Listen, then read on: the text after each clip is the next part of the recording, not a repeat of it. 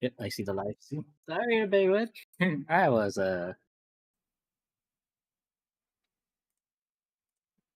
You're getting stuff.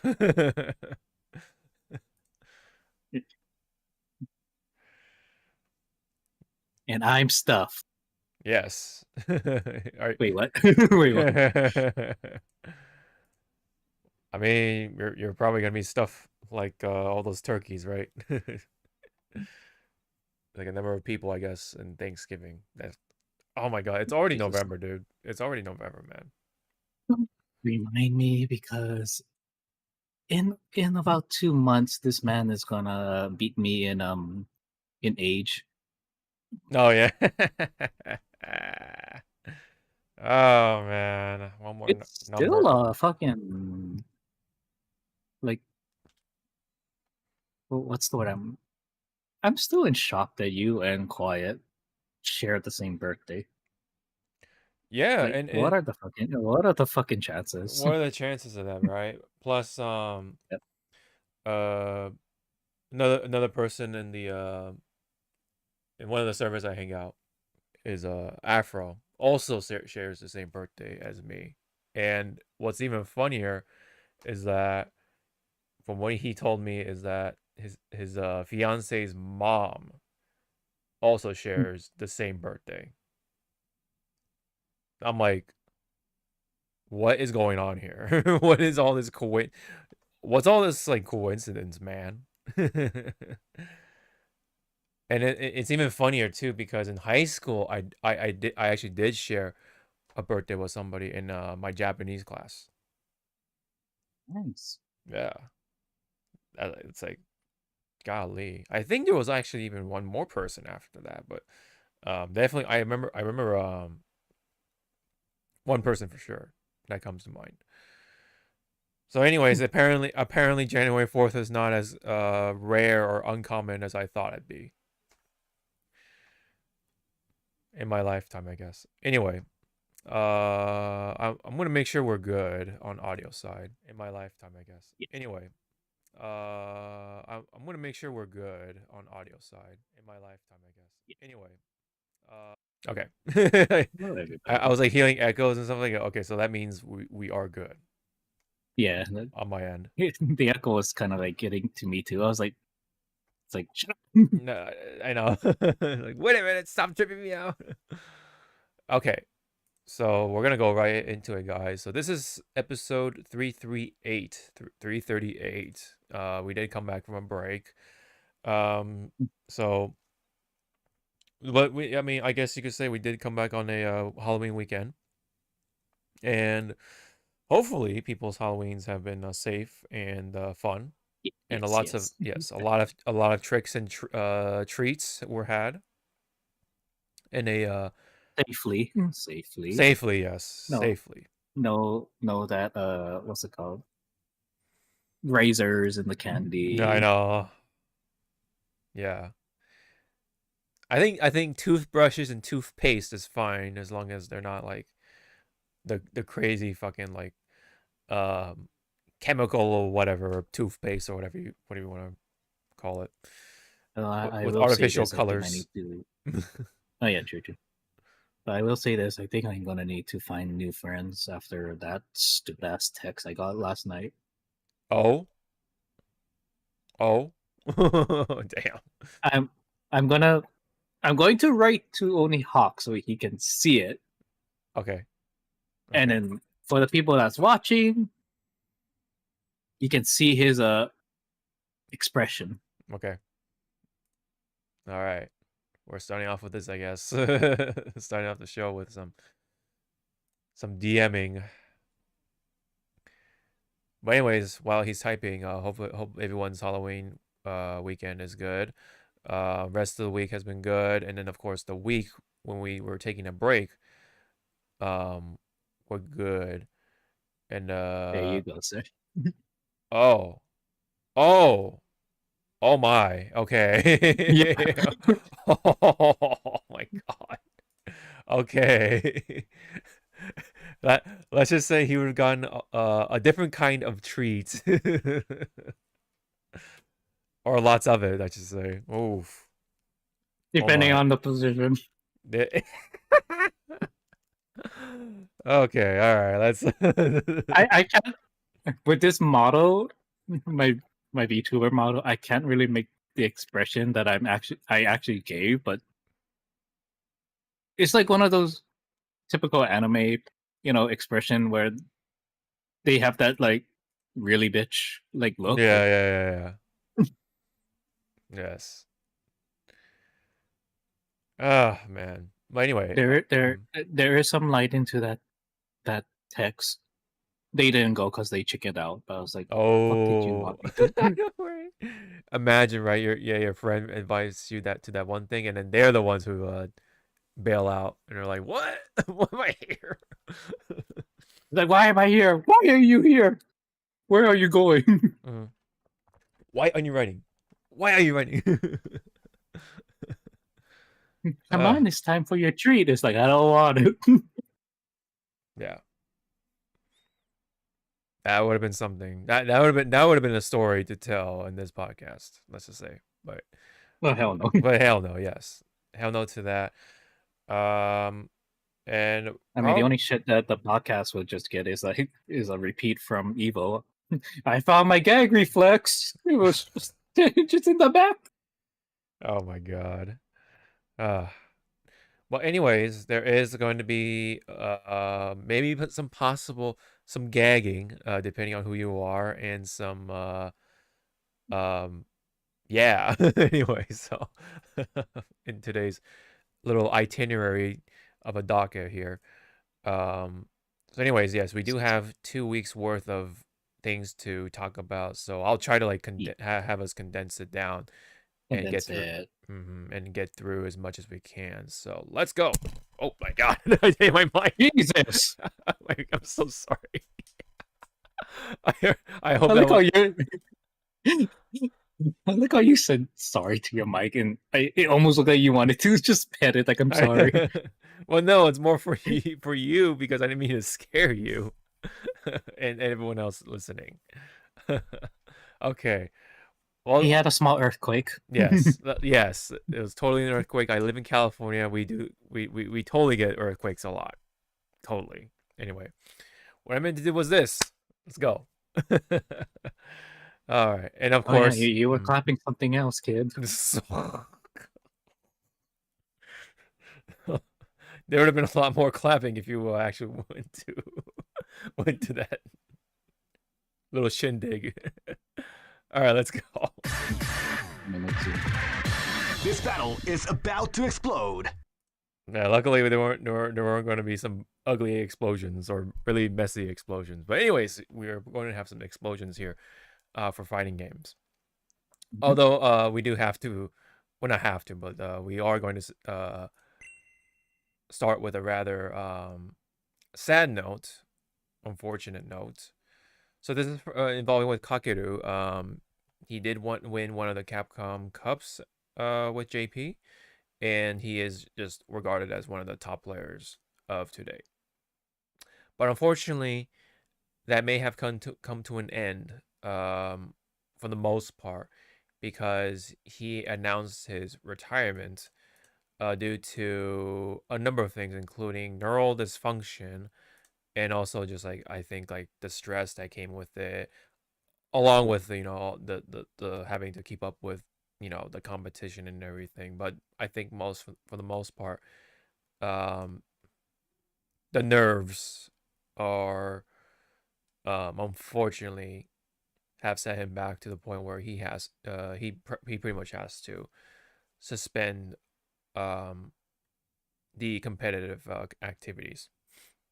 Unfortunately, excuse me. So it says yeah. So this is a translated version of his tweet. So mind you, as I read along, thank you so much for Yeah. your warm support. Always warm support. As announced by Zeta Division this time, I have decided to retire my activities as an esports player. Approximately 2 months have passed since the sudden suspension of activities.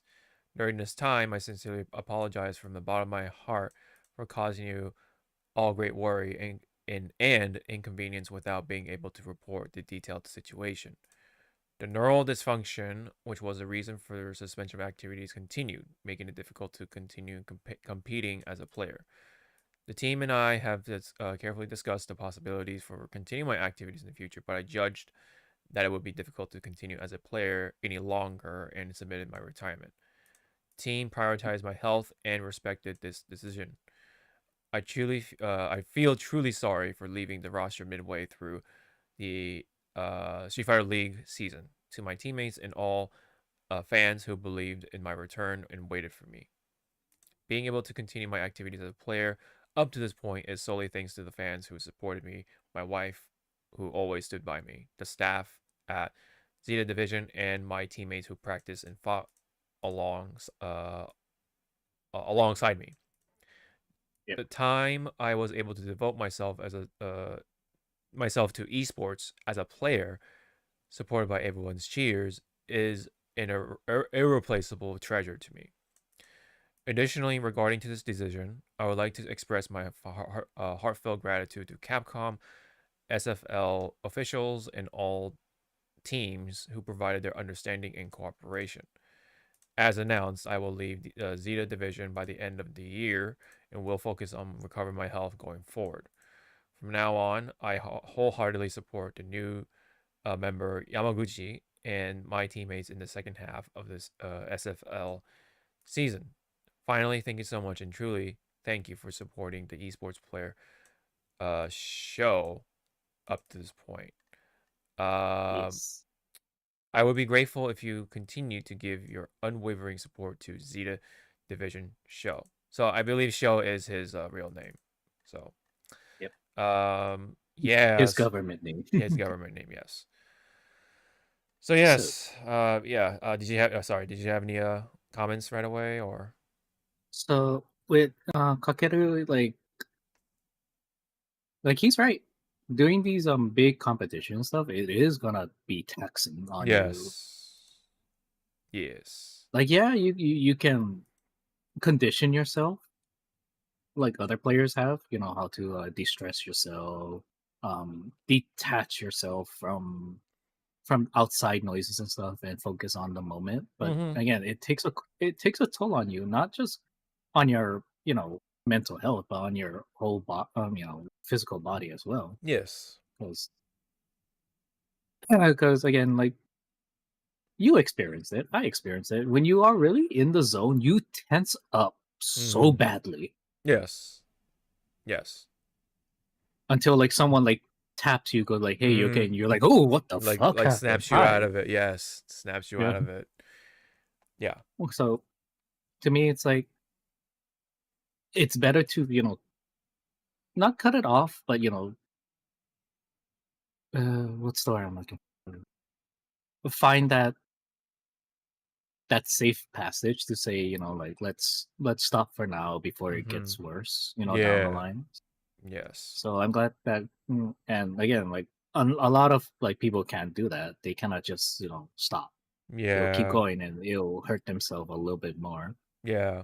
And in the long run, But who knows? Yeah. Yeah, in the long run. Yes. But who knows? Maybe Kakeru is just gonna do a little hiatus. Maybe for like, I'm gonna be nice. 5 years, like a 5-year hiatus. But he'll still go to like these events, but not participate. Yeah. Like he'll do like audience member, or he will do like the side tournaments where it's not like slapped on the big screen. Yeah, like more chill. Not on the quiet side, but like, yeah, a little more chill. Side. Yeah. Yeah. And who knows? Maybe Kakeru could just do like what a season sports former athletes do. They become commentators. So yeah. Maybe he can do that. Perhaps, yes. Yeah. Yeah. Because again, my favorite sports commentator is fucking Shaq. Oh, is it? Yeah. He's the most like chillest guy when he speaks. But sometimes because he has such that deep voice, like everyone, I like to tell you, he's like, yeah, like, Mom, what's the volume? It's at 100. Are you sure? Are you sure? I can hear him. Yeah, careful if you have a subwoofer on because it's gonna be rumbling. It's that deep, right? That will be your earthquake. Yes, yeah. But Mhm. yeah, Yeah. again, good on Kakeru. Like, thanks for all those good moments in Evo Yes. and other like tournaments. I just kind of wish, because the past Evo I did see Kakeru and his team like passing by so and so. It's like, oh, Yeah. I wish I could have taken a picture. But again, it's like you don't know if they have time or they're just trying to Mhm. rush to the next event. Yeah. So you just want to you just want to be Respect, yeah. courteous and Yeah. and just get out of their way. Yeah, yeah, yeah. Unlike me, what was it Markman? Like, I guess he was trying to find a small corner to eat his lunch. I think it was on the Friday of Evo. Mm. And I kind of like quickly stopped him. I was like, "Oh, hey, Mark, this is from Hawaii. Here's the candy." Mhm. And then and he was like, "This, like the whole like, is this for me?" I was like, "Uh-huh." And he's like, "Oh, thank you." And then they had to keep ushering him like, "Come on, we gotta go." And I was like, "Okay, bye." Yeah. Because I gave one to infiltration. I did have one for Chris RG, but he was with his wife, so I didn't want to bother him because I think they were just walking around. Okay. Okay, But who okay. knows? Okay. But who knows? Maybe next year, I'll have the courage to like. Oh, I see. Like, I see Yipes. Let me just toss it there. Mm. Yeah, yeah, yeah. But yeah, back onto Kakeru again. Thank Yes. you. Take it easy. Please, yes. Um,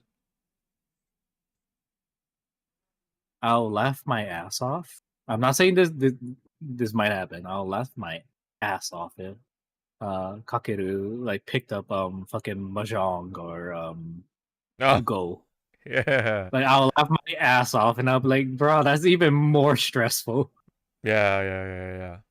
Like, I know the basic of mahjong, but I can't play it like I to win it. I'll play Yeah. casually. Mhm. Go, I still don't know what the fuck I'm doing in that game.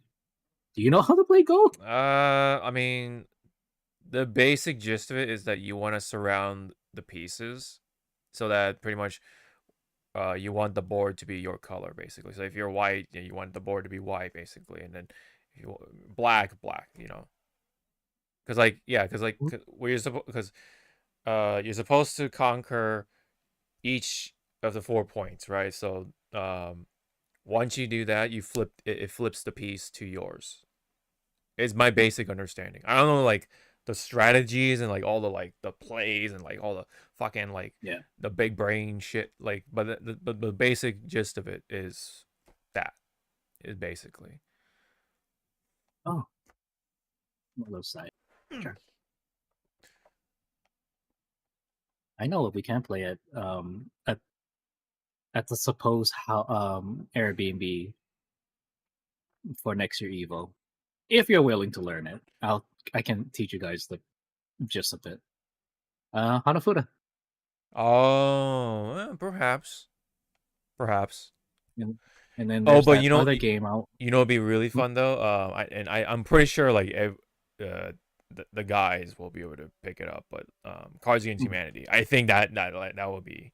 Oh, speaking of Cards Against Humanity, I did pick up a game called Horrible Therapist. It's by the same Oh. makers of Exploring Kitties, and even me buying this up, during my time recovering Mm-hmm. with my therapist, I was like, is this kind of bad that Mm-hmm. I went to see a therapist and I'm playing Playing. a Yeah. yeah, I can bring that next year. It's fun. It's like a quick Okay. game.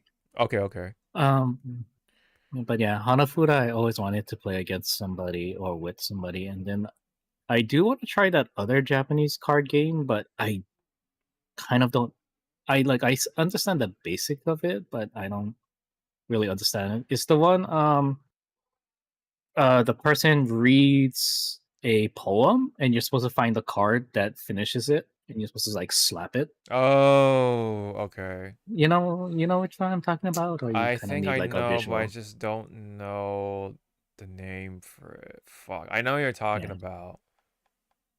But yeah. But yes, anywho, that, let's get back onto that Kakeru though. back on. Anything else you wanted to say for Kakeru, or are you? Just again, take it easy, enjoy life. Of course. He's always welcome.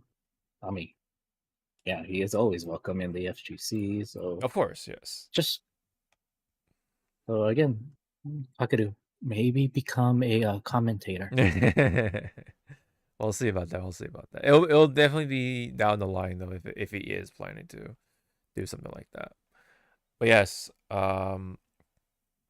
wish you a peaceful recovery. Yes, like Zawa said here, enjoy life.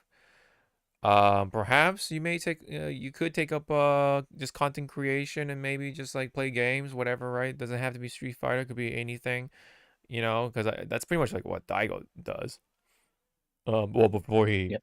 declared that he was gonna like take the competition seriously now, but I don't know what's going on with that. But anyways, you could take that route, the Daigo route, right? The Daigo streaming route, and have fun there potentially. But otherwise, yeah, I mean, hopefully, he can enjoy the married life, right, with his wife, and yeah, and of course, thank you for all the hype moments and your hard work as a competitor especially in Street Fighter. Thank you for all the dedication and time that you put into your uh competitive pedigree, I guess you could say. And again, take care. So, anyways, that being done, of course, it is kind of unfortunate that this was rather sudden. So, a lot of the competitors are just like, they've all for the most part have been supportive of Kakeru.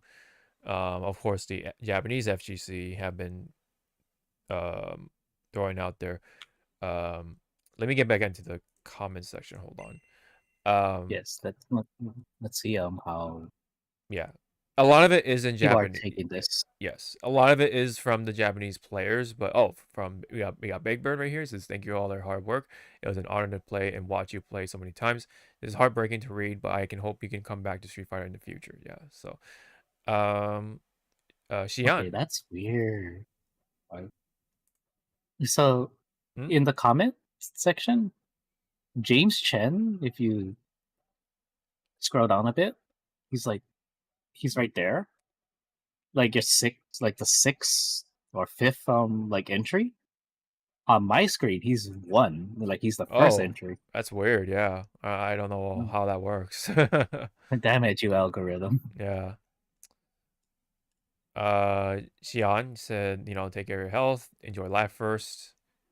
You got a picture, I guess, with a bunch of the members, including I think that's Kakeru without the beard. So probably no, yeah, one of those older pictures. But yes, James Chan said his regards.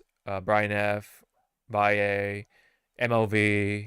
We got Vicious, Jabali. One of the content creators I used to work with, Omni, also sent some kind words.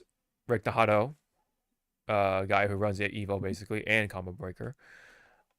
Samurai. Um, this is an artist, I believe, Susumu, that I follow. Alex Myers, F Word. The list goes on. There's a lot of love from the HGC being sent to. Oh, even Fenrich sent his regards too. Um, a lot of love, more or less to say. No matter what, I think you can take a look and see how much love he got. Yep. During his time in the FGC. So it kind of goes to show that this is a very tightly knit, strong community and very supportive of each other, even though it is a highly competitive field. But they can look past that and give each other the love and support whenever it is needed. So just very overwhelming supportive words from players, commentators, and related content creators alike, just pouring in their love and kind regards. Look at that. It just goes on. It goes on. Yep. Someone even drew a little bit of a fan art. That's cute. You know? Look at that. Right. The list goes on and on and on and on and on. So, really goes to show. Yep. All right. So, this is, let me see. Okay. This will flip the script real quick, unfortunately. Meanwhile, meanwhile on the actual esports side of things, I'm not gonna read all this because basically Capcom put out a statement regarding to the pay-per-view decision, and it basically says, in TLDR, from what I can see, we heard you, but we're gonna continue. That's literally all they said. That's literally all they said with all this text. Like, a lot of it is just flavor text, and of course, oh yeah, the background and then future communication. Oh yeah, we're gonna go forward and provide clearer and accessible updates. Like, okay, all right, that doesn't really say a whole lot because that's pretty much like what you've been doing. So it's like, okay, I mean, you definitely made it clear that you are going to go through this pay-per-view model for Capcom Cup 12. At least for this time. I mean, who knows if 13 and on will continue this trend. But we'll see. But for right now, I mean, I just thought this was funny because it's like, it's basically just a bunch of flavor text. And they're just going to continue. You know? A lot of people have said, oh yeah, TLDR, we hear you, truly. Also, tickets on sale November 12th. That's literally what they're saying. Literally what they're saying. Which is very unfortunate. So, any comment on this little bit right here from Capcom?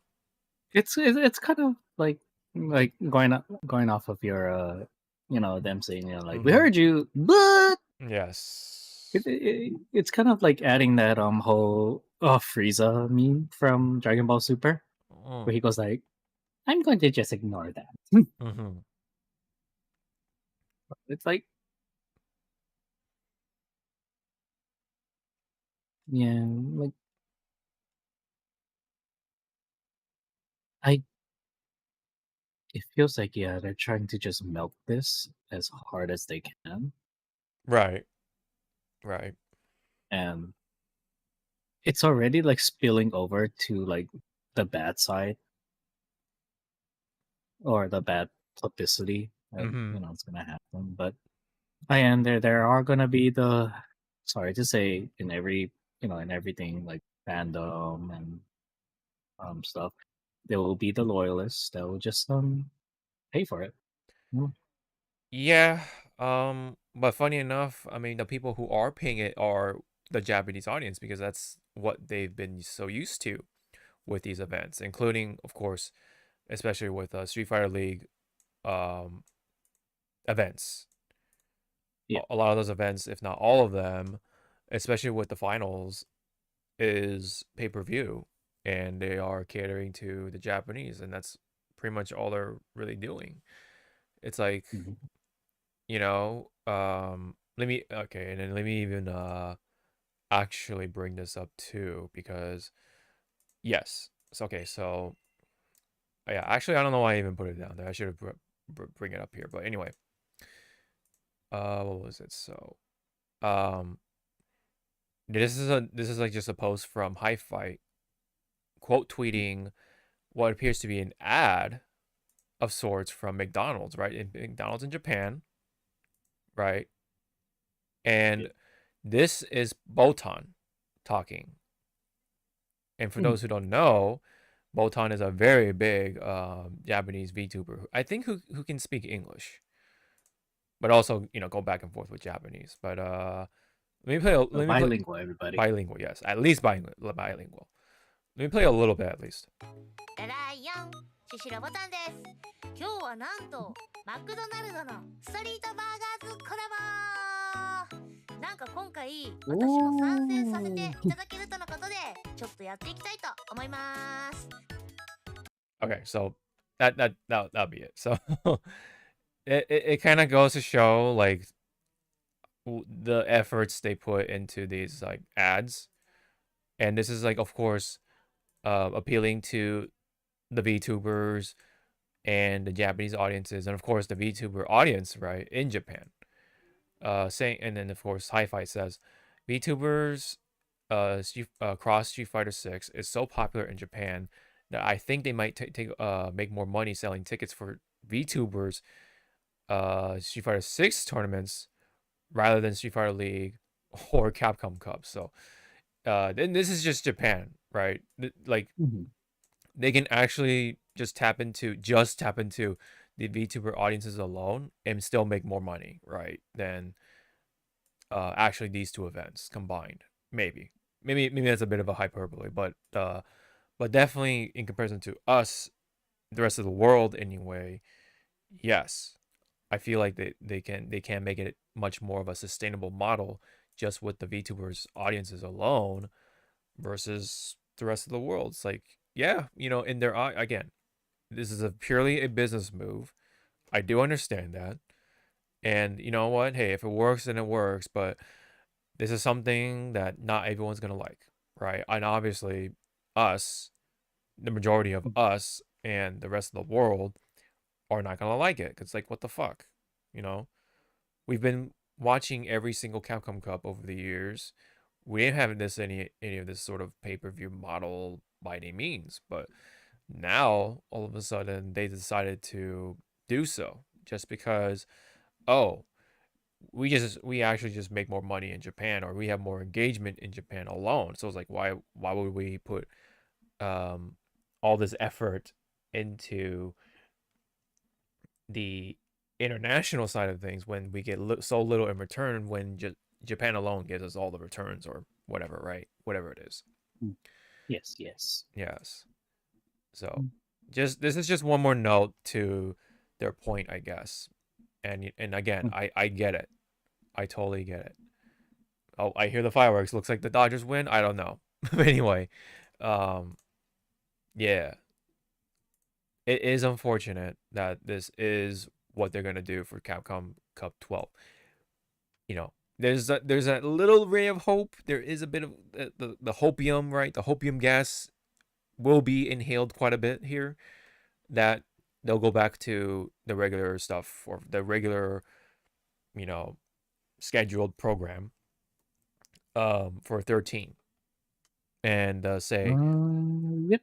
yeah, and say, you know what, let's just do the costumes, right? Let's just sell the costumes and make the prize pool from there and get the necessary funds from hopefully the costumes, or at least have the costumes help fund the production on the international side of things, and then take care of it from there, right? But yes, but sadly we do not have that option this time around. The only way to legitimately watch this Capcom Cup is to pay about $40 at most, hopefully. But for those who want to do it legitimately, I mean, that is up to you, of course. That is your choice as a consumer. But you have to understand that this is something most people outside of Japan are not going to be happy with. That is the situation we are definitely in. Any other comments you wanted to throw in before we wrap it up for this bit right here?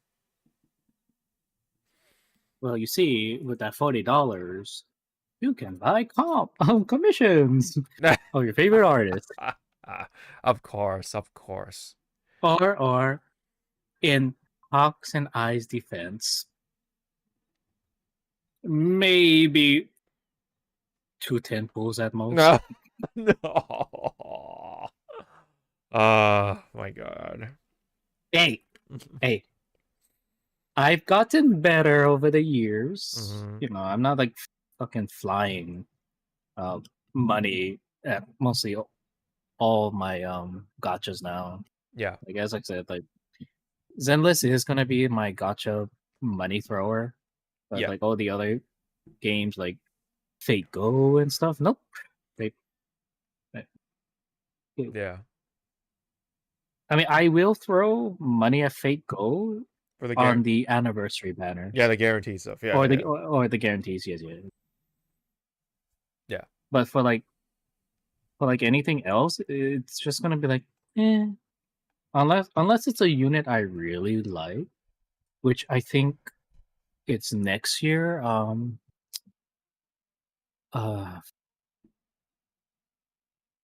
fuck. What is that? Oh my god, my help me with the Sengoku period. It's the general. Tengen. Wait, Uh, Nobunaga, Hitsuzide, uh, the so you have the Oda clan, then you had the clan or Tokuya the army that To Yukimura Sanada was part of. wait, Sanada. Shingen Tengen. Oh, Shingen. Okay. Okay. Yeah, Takeda. the Oh, is it Takeda clan. Yeah, there you go. yeah. The Takeda clan. Okay. He's gonna be next year. Oh. And the reason why I want him is because when you fully awaken him, his Nova Phantasm fucking runs you over with a car. Oh. Oh God. And I'm like, I need you. You especially.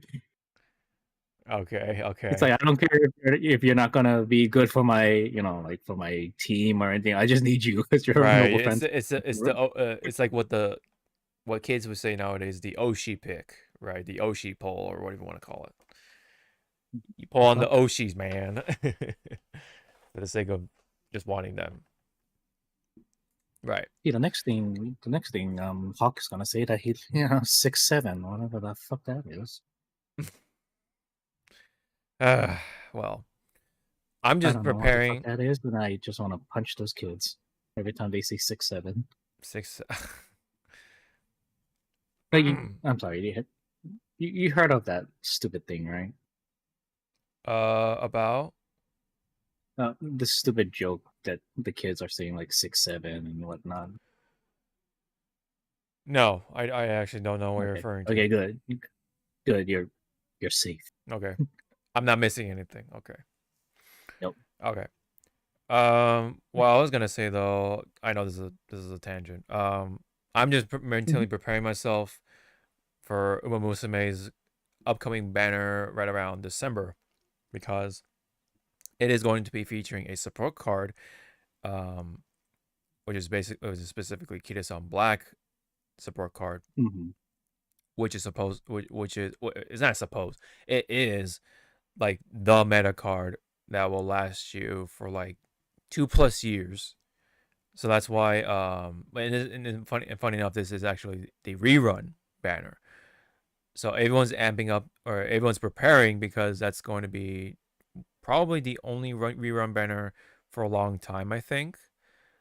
So for the rate up on that particular card.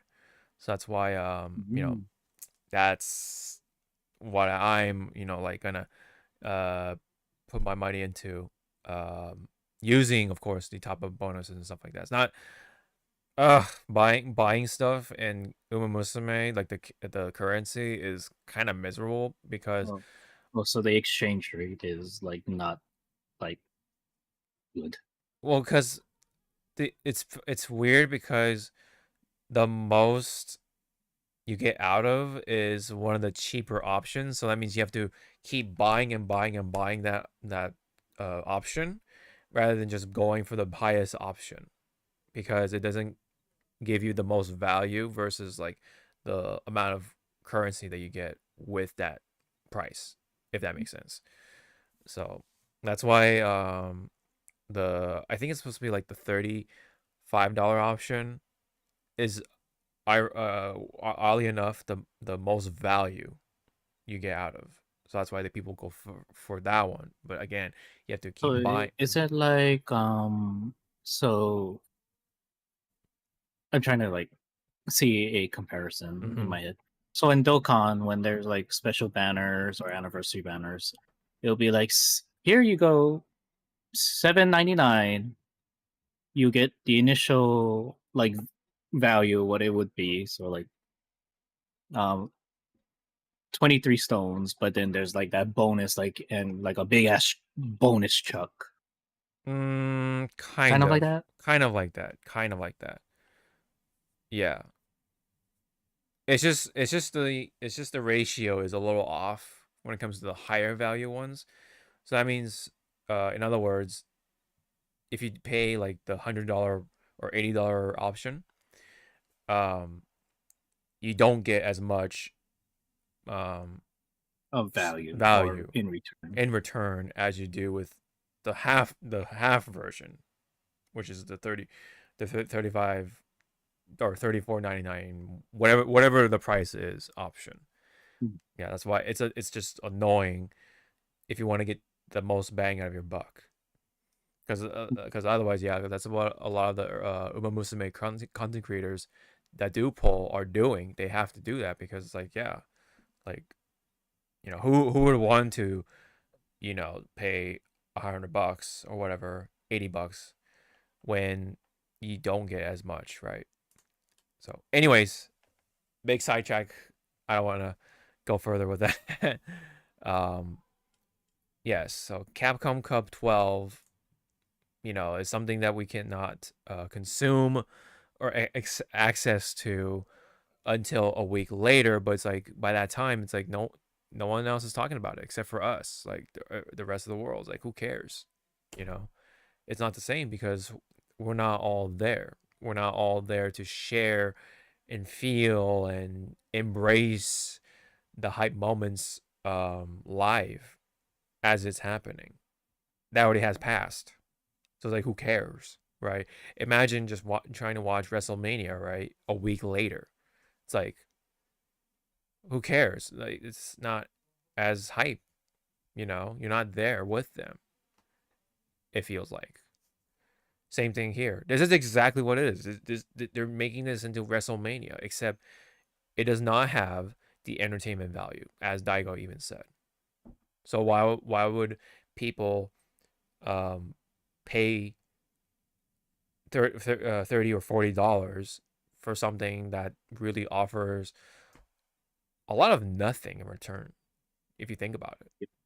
Or you just you're paying to be able to see it. But again, it's the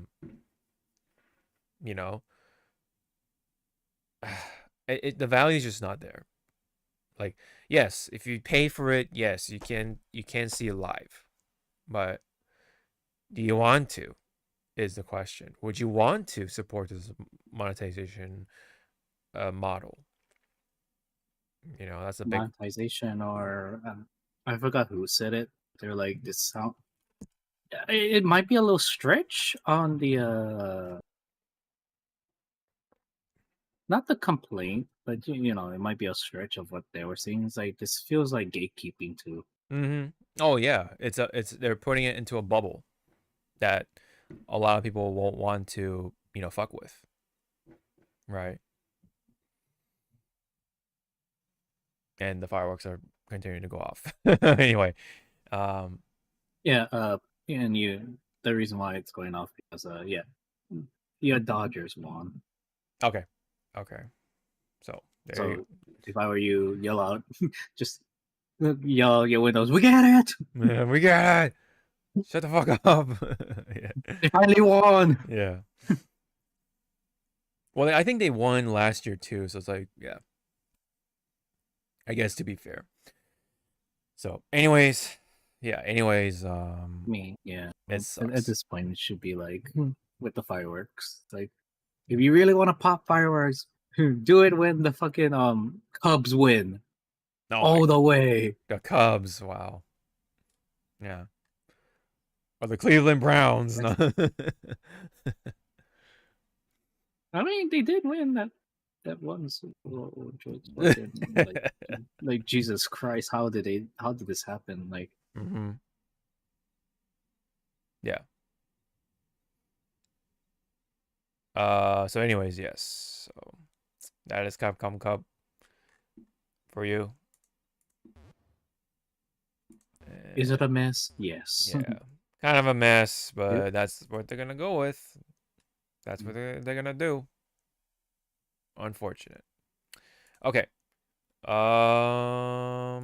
Quick little bit right here, not news so to say, but something worth mentioning.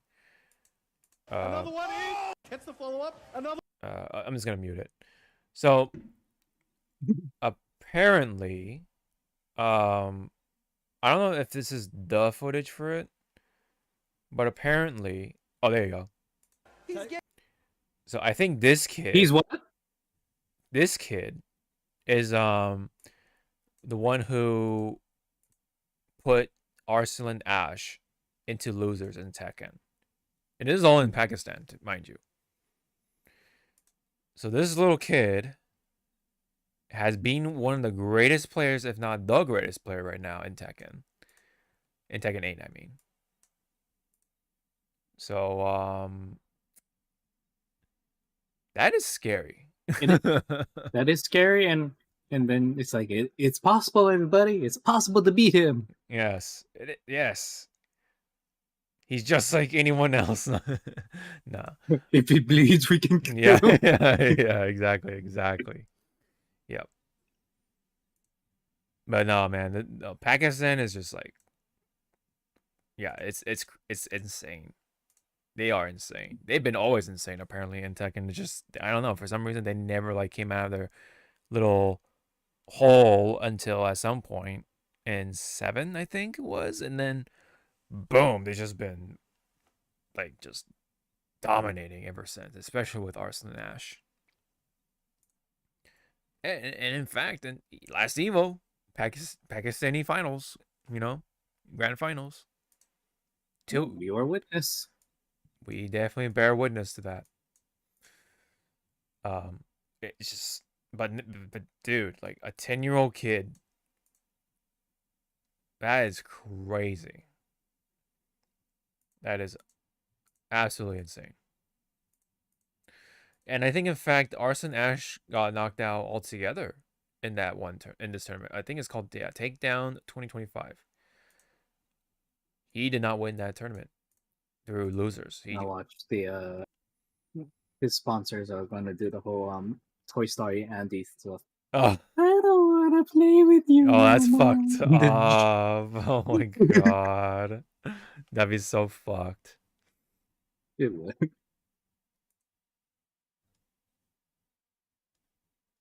Okay. Imagine I did that to Greymon. No. I don't want to do you anymore. Yep. No, fuck no. Drop him into the dumpster. But yeah, dude, like, it's just always possible for even the best to lose, right? There's always, kind of weird to say this, but there's always a bigger fish in the sea, right? There's always someone bigger, who is stronger, who is better, who's sharper. But harder. Yeah. Faster, stronger, harder, better. Yeah, man. No, it is scary though to think about. Are you just describing me looking for new daddies? God damn it, man! Of course. Hey, you look for waifus, I look for daddies. Yes, that's fair. No, that's fair. That is fair. You're on one side of the ship. I'm on the other side. Yeah. We only just see each other when it's like dinner time. Yeah. It's a funny one. It's like, so how was your day? Mm-hmm. Saw anybody? Mm-hmm. Yeah. Yes. But for a competitors look into this, probably Arslan's gonna have like notes. Yes. Like he's probably gonna take notes. He's definitely gonna be like learning from like, oh, what could I've done differently and all that jazz. Mm-hmm. Oh, okay. So, I may have read this a little wrong here. So, um, so I think what happened was okay. So, I mean, okay, no. Regardless, he got pushed into losers, but Okay. but there is a 10-year-old kid, yes, in that same tournament, present, and up to that point, he was 6-0. Like, I think he got into top 8, right? From what it sounds like at one point. I didn't see who won though, but I think I saw Arsenal Nash not winning that tournament. So he had to have faced the kid at one point. But either Hmm. way, does not take away the fact that Pakistan is scary. Pakistan has some sleepers when Yes, you think about it. they got some big sleepers, to say the least. Yeah. And once the what you call,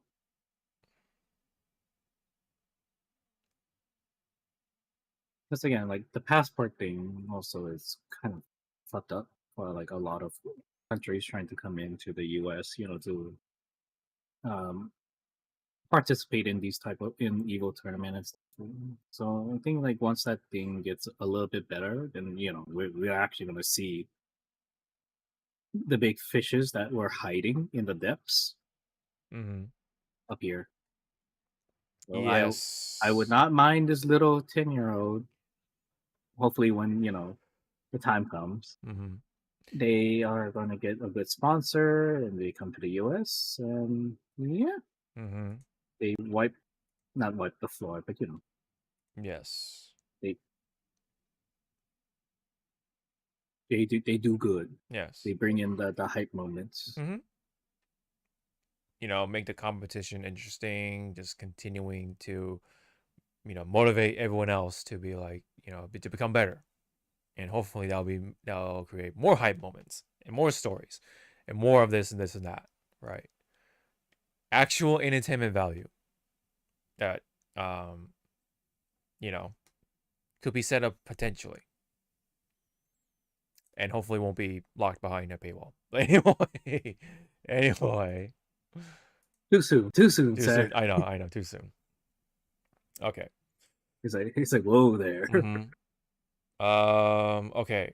So this is kind of a weird one because as the viewers can see, this is Masako Nozawa-san, the voice actor for Goku, right? So very prolific.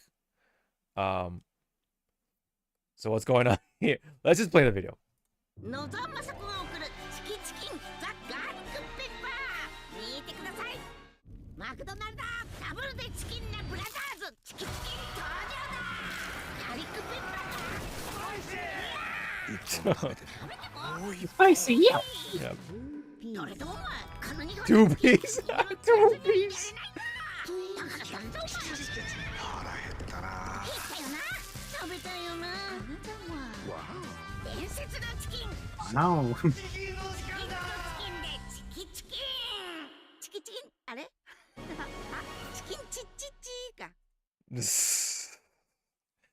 What a I could Yeah. I could listen to her reading a fucking just read Death Note, Yeah. like the manga. Just read it and I'll enjoy it. Mm-hmm. Oh, wait a minute. What's going on here? What is this? What am I looking at? Here comes a new New challenger. challenger. Oh my god.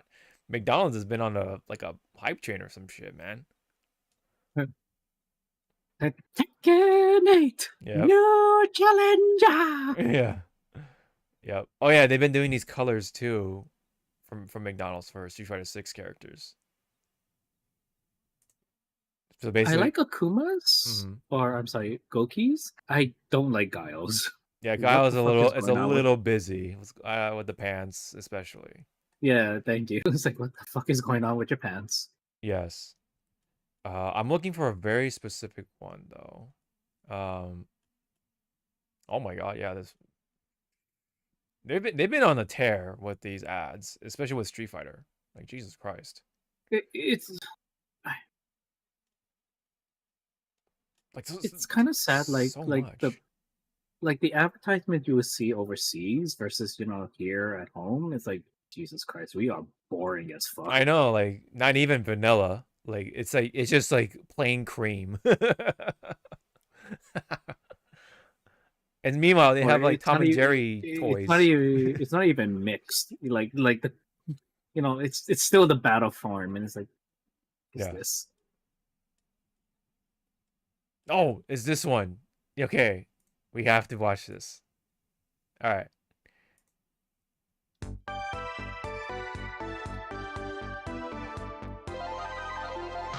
All right, here we go. それどんな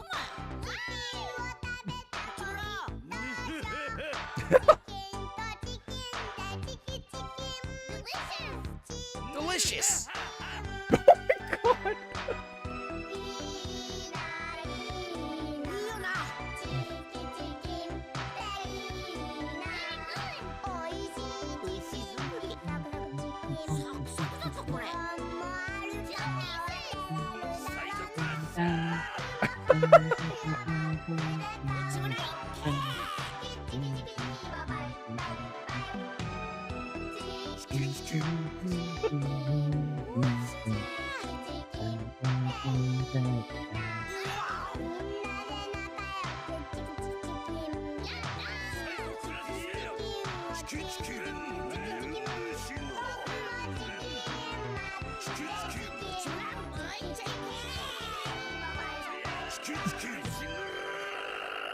Oh my god.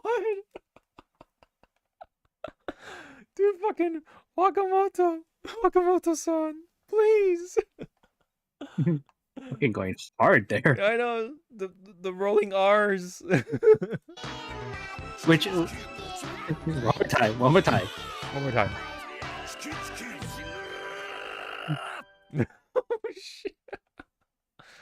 Oh. Which again, everyone, small segment. Do not roll your R's like that when you're in Japan. Yeah. Just a warning. Yeah. Don't be a dumbass.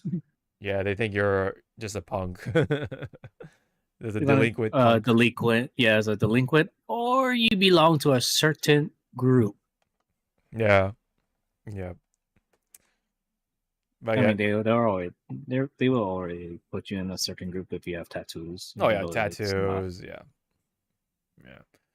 But like I said, man, Japanese McDonald's been on a tear with these ads, like crazy, especially with Street Fighter. But I would have never thought that I would see Nozawa-san, M. Bison, Akuma, who's not pictured here right now, but I don't know who these two are. I don't know who these characters are, but I think it has to do with the Fuamoko. And I think whatever in these somewhere in here. Oh yeah, that's Vega. That's Okay. and Bison in Japanese. Not gonna do the whole story on the names, but anyway. But yeah, they're really going in hard on the chicken though. The chicken chicken. No, it's chicken. Yeah. Yeah, a little hard to say, but yeah, chicken is a very big campaign right now in Japan. And then a little tidbit on Japanese, because when I was still in college and learning about advertisement, a little note. So when you go to Japan and you buy like snacks and stuff, let's go with what are those things called? The Pocky sticks. Oh, Pocky, yeah. Yeah, Pocky. Okay. So when you pull out one, and I think this is only for like Japan, if you pull out one and you put it like right on top of the cover where you see the Pocky stick, illustration. Oh, it's like the same size. Yeah, it's supposed to be the same size. If it's not the same size, then yeah.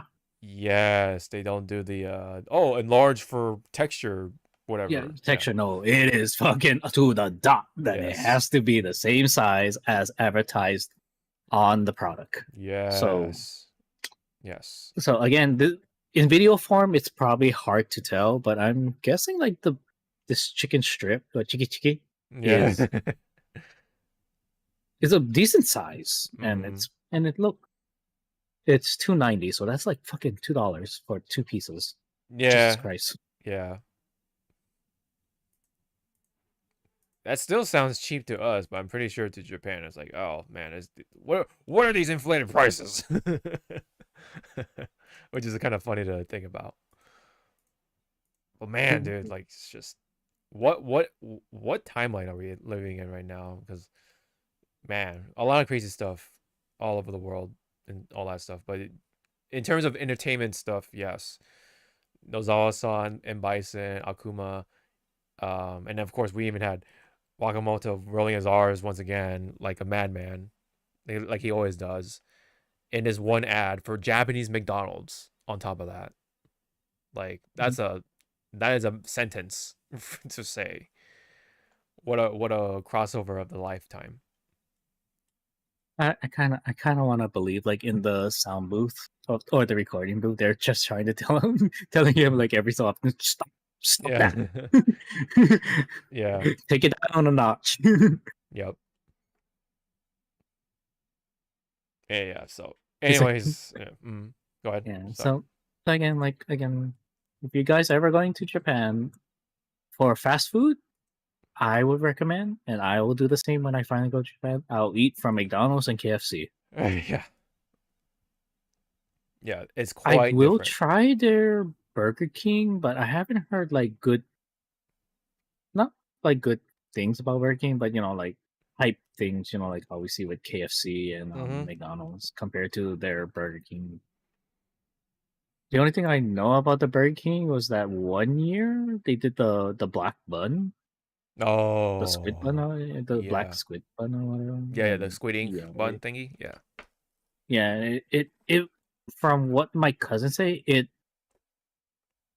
has a taste. That's all she said. Oh, She's like, it okay. has a taste.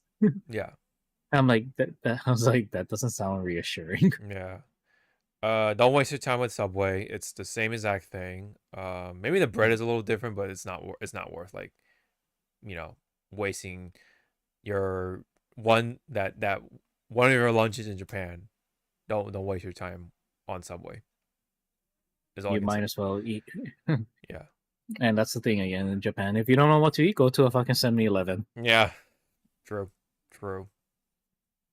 It's quite a trip. It's quite a trip. And back on the KFC thing, man. I mean, let's just say that they eat KFC every fucking Christmas. Like that is the tradition in Japan. Always on It's Christmas. KFC and No, KFC and the strawberry what's it shortcake. called? Yeah, Strawberry shortcake. I knew. Mm-hmm. Yeah, I knew it was a cake, but I thought it was just a regular fruit cake. Like Yeah. those really expensive. No, fruit it's strawberry. No, it's specifically strawberry shortcake and KFC every Christmas. Like I don't know why, but that's how it goes. But that's how it works. But yeah, McDonald's and KFC in Japan it's a quite a different experience, especially when you get the actual like Japanese items. Of course, that's a given.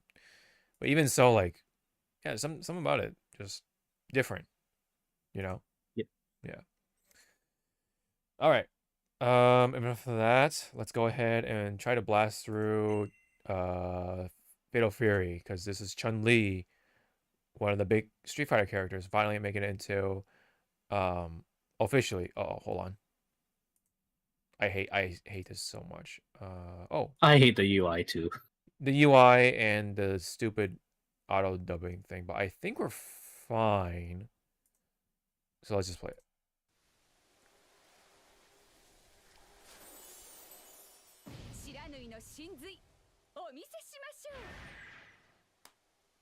Is this? Oh no. Alright. No, not official. Okay.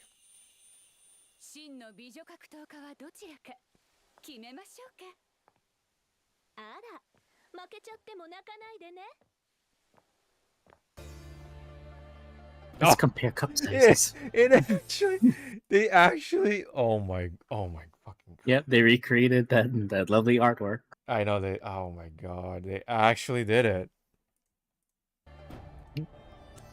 Bravo. You don't see this in fucking Capcom games.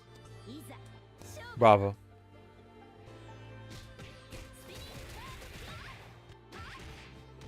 Is it bad that, to me, Chun-Li,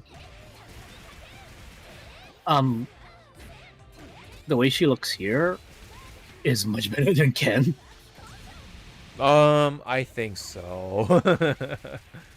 Like, you can tell who had love, who got the love. Who got the love? Yeah. 見せてあげるわ。戦いの準備は万全よ。行き先はあなたに任せるわね。 It's also funny that Oh, she got her. look at OG that outfit. look at that classic. Yeah. Oh, that shot. I know. I know. Oh wow. That look pretty. See, cool. that's the thing too, that Capcom, I don't know why they're afraid to use that special Yeah. with the fucking Tensho Hionkaku. Her fucking kick in the air, like. Yeah. But I like how I think she's using that as a like holding her in. Yeah, that's cool. And then ザワロー伝説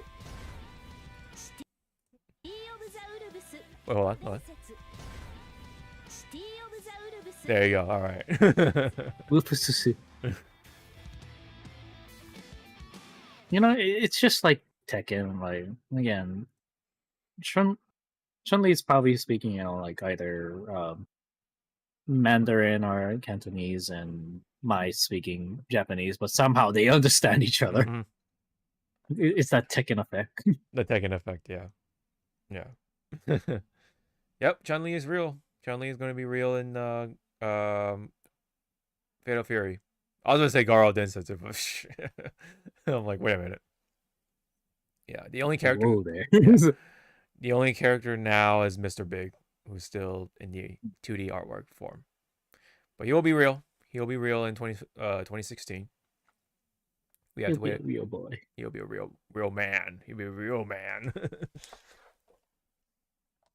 No, I'm sorry. I'm sorry, huh? The real man from Shitty of the Wolves or Fatal Fury, King of Fighters. To me personally, is either Tizak or King of Dinosaurs. They're totally different people, right? I mean, I know. I'll drive me to the floor, sir. Oh my god. God damn it. God damn it. Only force you. Sometimes Hawk here wants to reach out out into the computer screen and just choke me or fucking just spray me with a bottle. Like, enough. I would do one of those. Try to hold you by the scruff of the neck like a cat, like you hold a cat, and just put you in, put you somewhere else, like into the corner. He'd be like, nope. He'd be like, nope, that's it. Yeah. You're in timeout. Yeah, you're in timeout mode. You're gonna go into your little cage. You will be there for 10 minutes. It's like, you're gonna be in your cage. I was like, it's like, ooh, what else are you gonna do to me? And you're like, motherfucker. Yep, exactly. But yeah, actually, not much else to say other than it is Chun-Li, like faithfully translated into. Oh my god! And they actually did that. They actually did the artwork, recreation. Tastefully, yes. It was tastefully recreated. yes. You nasties. Yes. So yeah, I don't see any like new moves. I don't think, other than maybe like a couple like very subtle changes to some of the moves. But in that, it is Chun-Li. Well, but no, she looks really cool. In Fatal Fury gameplay mode. I kind of want to like know what is her command inputs. Yeah, like are they gonna go just a classic charge inputs Yeah, and classic stuff. charge, or And is like it the where she is now, where or what she's everything is now. Yeah. command inputs, like Yeah. quarter Quarter circle and all circles. that jazz. Yeah. I think just to play it safe, yeah, I think they might just go with the modern controls, right? The modern inputs. Sorry. Yeah. Yeah. I really do though like I've been saying like the use of the Kikosho, the big Kikosho as like a orb to hold the opponent, and then her to kick through with her Tensho Kyaku or whatever you call it. And then the only disappointment though is that you don't see the the like the kanji, like whatever the fuck it Oh says in yeah. the background, because that's usually what happens in the classic side of things. But nah, I guess they just didn't decide to put in there for some reason. Unfortunate. But no, still looks cool though. It still looks cool. Yes, yes. But just that little touch would have been like a icing on the cake. More extra icing. Yeah. But nice of them to actually like have like a nice or actual like dedicated animation thing for the trailer at least. I don't know if this is going to be in game. Maybe it might be. I don't know. Might be a cutscene in the story mode, in her story mode. Yes. One more time for the road. Bam. Yeah. They did the pose. They did the pose. Yeah. Yep. We eating good tonight, boys. Yes. Yes, very CVS2 vibes. For sure, for sure. Yeah, the intro is beautiful. True men of culture recognize that reference. Yes. Yes, indeed. Yes, indeed. Turn that auto dub off. Oh my god. Oh, okay. It's the English side that got the weird, that ugly voicing, man. Because the AI, whatever that fuck shit they use, is horrible, horrible. Like who thought that it was a good idea, right? Anyway, yeah, the cameo for artwork for SNK or Capcom vs SNK.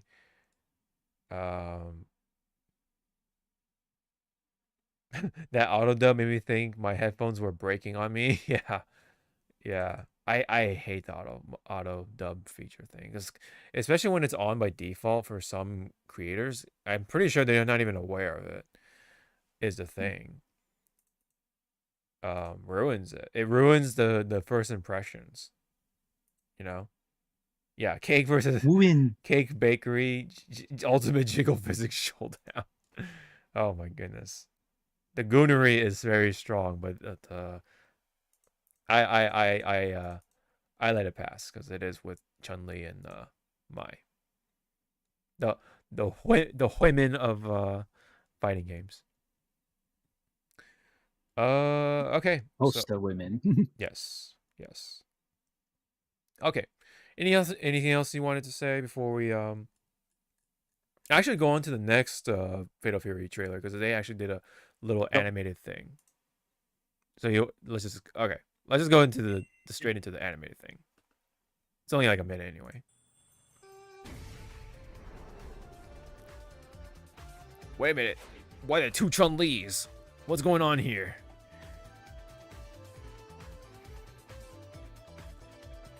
She did the pose.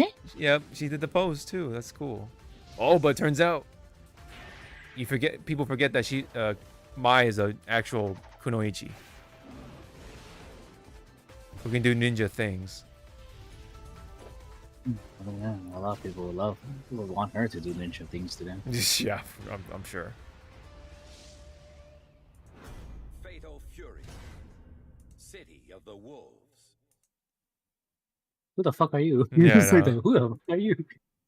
I believe the person who made or directed this particular animation is Obari-san.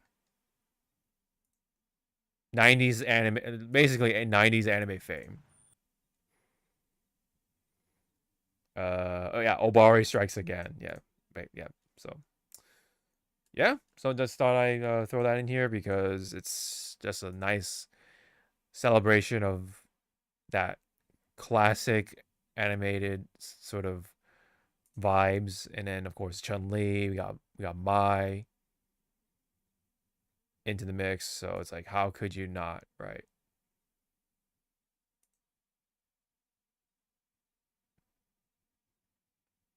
Now, yes, they are in their modern outfits, but you know what? Hey, does not take away from the fact that this is still a nice celebration. So yes, so the rest of it is just like, okay, DLC, check it out DLC, the usual advertisement stuff. And remember, for those who still haven't bought it already, when you buy City of the Wolves, it is already including the pass, I believe. So yeah, I think it is for us. It is like what, $60 or something like that, or $50, but everything is included, like including season 1 pass. So that is a nice little deal, especially when you want Ken and Chun-Li in there. So that's pretty cool. Okay, so let's head into the front line now, since all the front fighting game stuff has been talked about.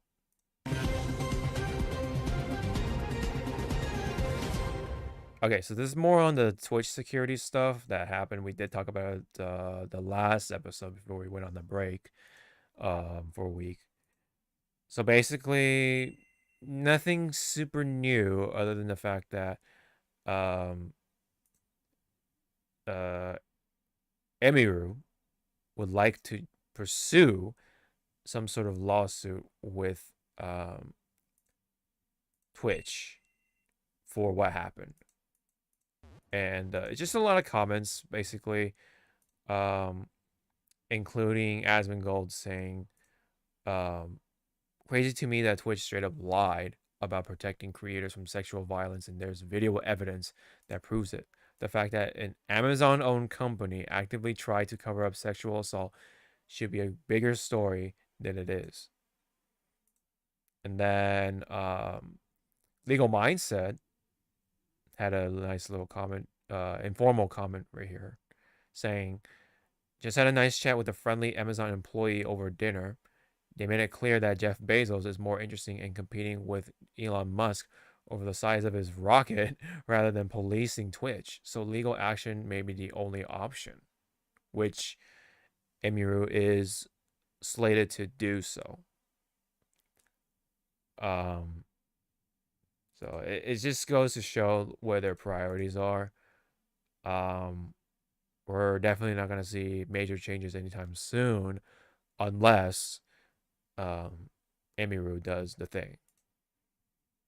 And then there's another comment from Asmongold. I'm not going to play the video here. One of the highlighting comments says that he really hopes that Amazon will watch his video about the Emiru incident at TwitchCon. The mod team, this is Asmongold's quote. Mod team at Twitch is completely deranged. Ad team is completely misguided. And exec team is completely disconnected. All levels of this org, they fail. Yeah. So that is a very common consensus, though, from pretty much most people, if not all of them, right? Especially with the content creators, and more from the content creators. Apparently, from VTubers, right? A lot of accounts from VTubers have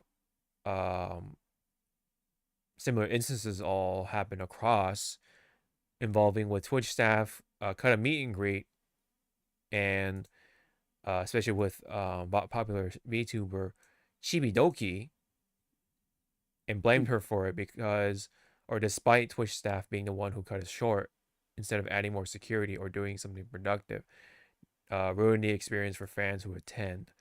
And then adding to that, what I also heard happen was that a lot of the fan gifts given to the VTubers were thrown away because for some reason the staff were just like, nope, can't happen or whatever. It was weird. Like there was no like reason behind it. They just said no. So what I imagine what might have happened was it was up for keeps for the Twitch staff. And then they say, oh, we're gonna throw it away, as like a cover up or something. That's my sort of like It's fucking what was it? Comic-Con? oh you mean Yeah. Anime Expo, right? Yeah, it's Anime Expo all over again, kids. Yes, with the food. That's what yes. Yes, a lot of mismanagement is to be had with TwitchCon. And maybe there's a whole separate thing going on with the management with Twitch staff of, for the con itself. There might be a whole separate entity, right? But yeah, horrible experience. It's just like kind of one or over the other, right? Like just on top of each other. Henya expresses this sort of can add to this sort of testimony because Henya said, unfortunately, due to a miscommunication or misunderstanding, any gifts or presents given to my meet and greet staff were disposed of by the venue staff. Yeah, so that's pretty much like adding to what happened.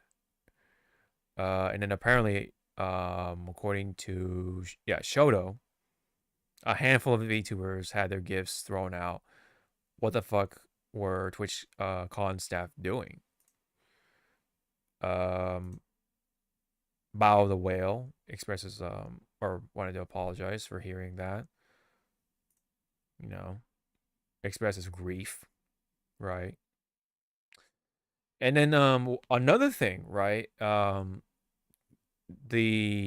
So when you work with VTubers, right, you have to respect their identity because they have an avatar for a reason, right? But Twitch staff, I guess, were just like, well, and had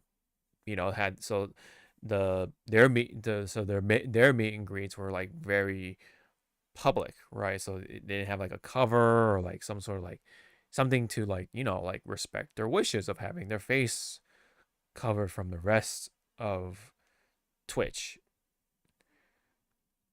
So they just had to do it and reveal their face, I guess, is what I heard anyway. But either way, it's just one after another, and on top of the whole, lax security, debacle and such like that.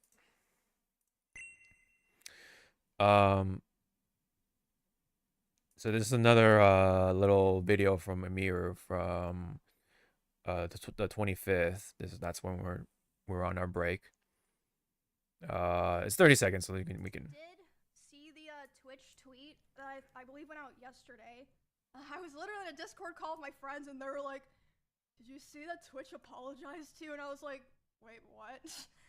So yeah, basically what I'm trying to say is they put out that tweet. I was never apologized to privately.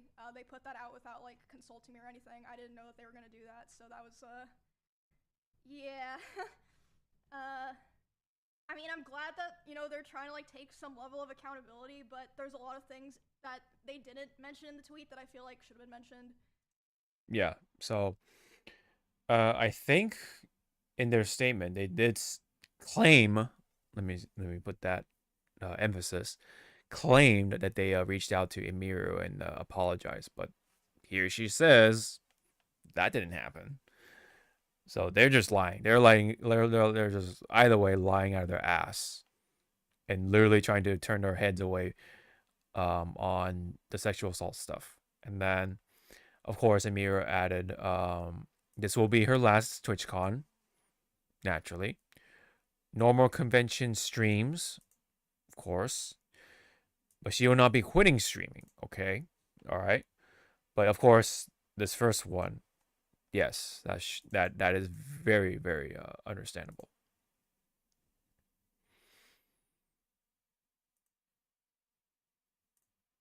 And then I don't know why my name is there, but anyways, I think I retweeted it. But yeah, funny that you mentioned it during our last episode. Legal Mindset did put out this saying if Amiru is telling the truth, this would be a violation of California Penal Code 135 through the withholding of evidence. Twitch is really racking up the liability and potential criminality. Oh, and this is a whole different video too. But again, I'm not gonna play the whole thing. But it says Amiru reveals that Twitch initially refused to hand over the name of her assaulter to San Diego police until someone called in with a concerning tip. And this is a quote. At their place of work, someone came who matched the description of the guy. Person saying, "Oh, I'm traveling to Texas," and I caused quite a stir, TwitchCon, because all this stuff was delayed. Guy was able to get away from San Diego allegedly. So it's this is just such a wild mess, man. This is, oh my god. Like this is like Twitch is essentially like Shoujo, if we remember, in case you remember that. Like we talked about it too. Very petty shit that was going on with the head of Shoujo, who ironically used to work at Twitch as well. Well, actually, it was even before Twitch was called Twitch. It was Justin TV. It was Justin, right? I think his name is. Ironically so, yes. Yeah, man, it's such a like I don't know what else to call it, man. It's horrible. It's horrible.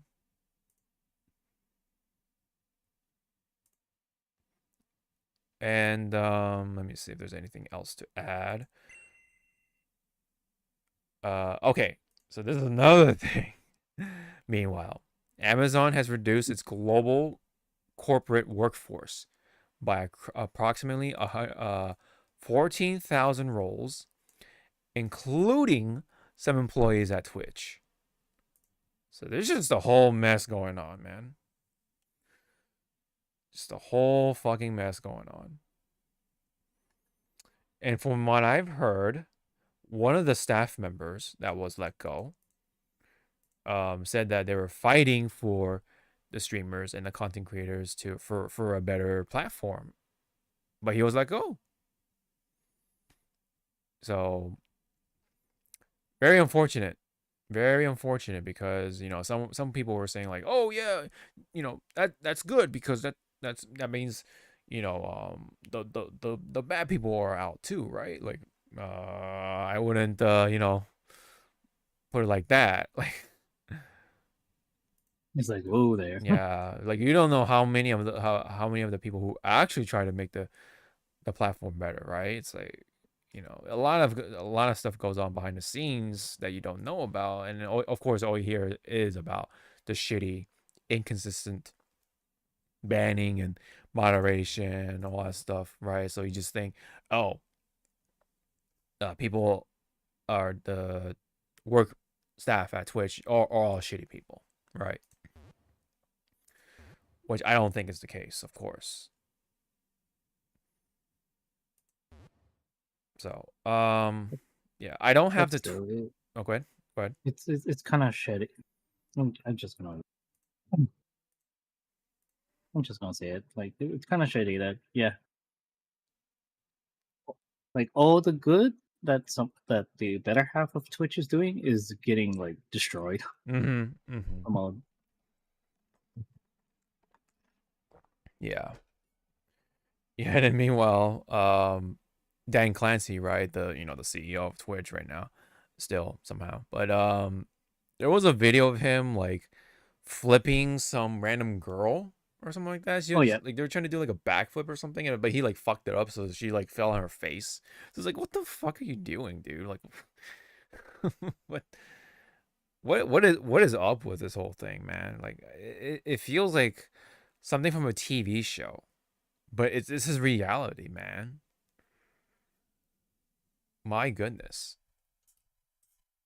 And somehow he's a CEO.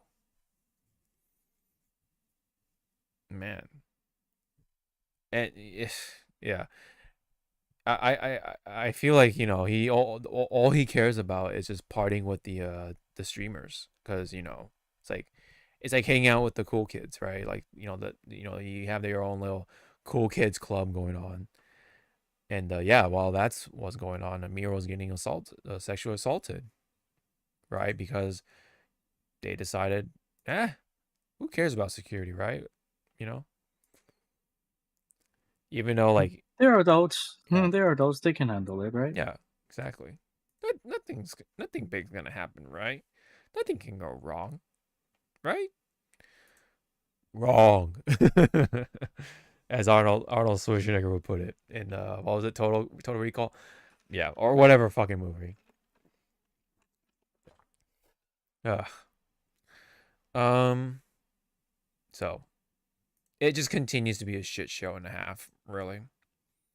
And it's funny enough, Amazon, right, something relating to Twitch, had a massive internet outage with their servers.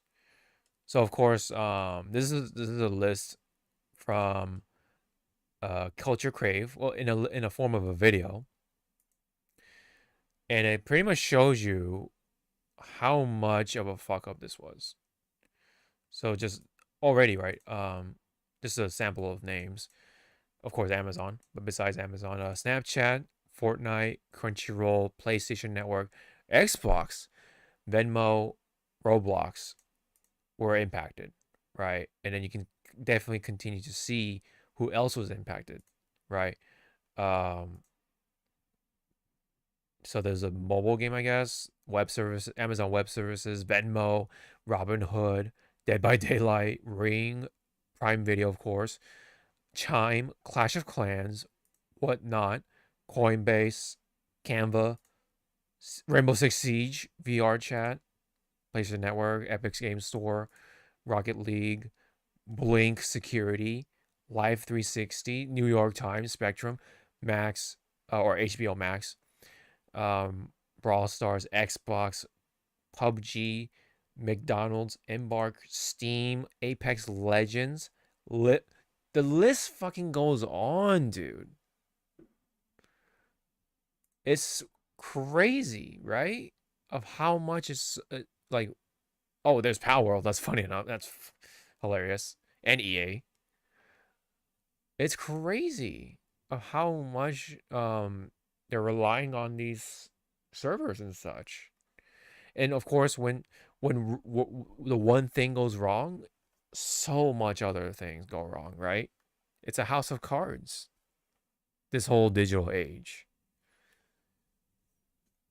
Although not that, like, I don't know, maybe going analog would have been better, but in this situation particularly, but still, like, just it goes to show, like, the infrastructure of these networks, man.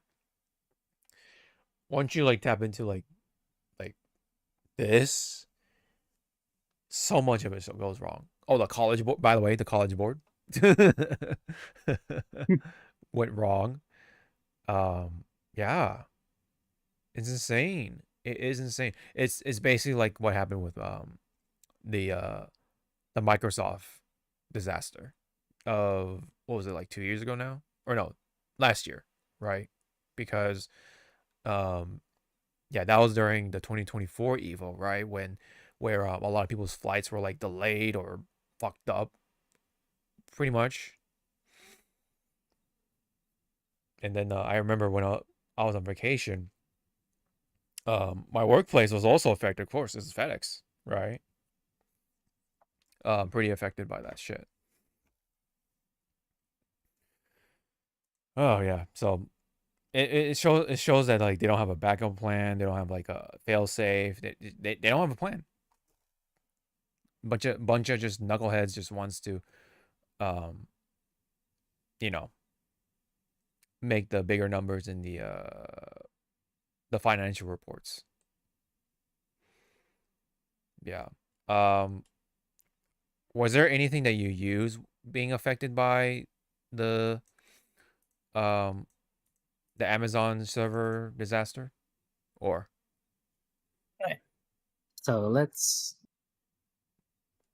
go with the list again. I'm just gonna look at it and try to read off. Yeah, that's happened to me. But all right, so let's go from the top. Sorry.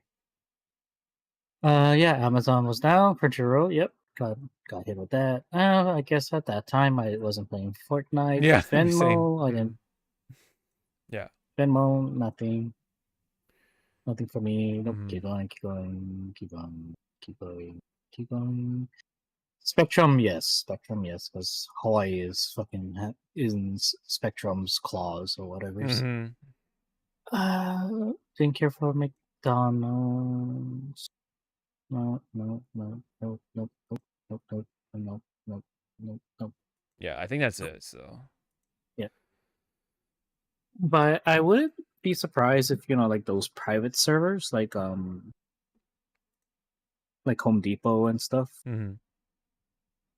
uses, because yeah, our servers died and we couldn't do anything for like an hour. Mhm.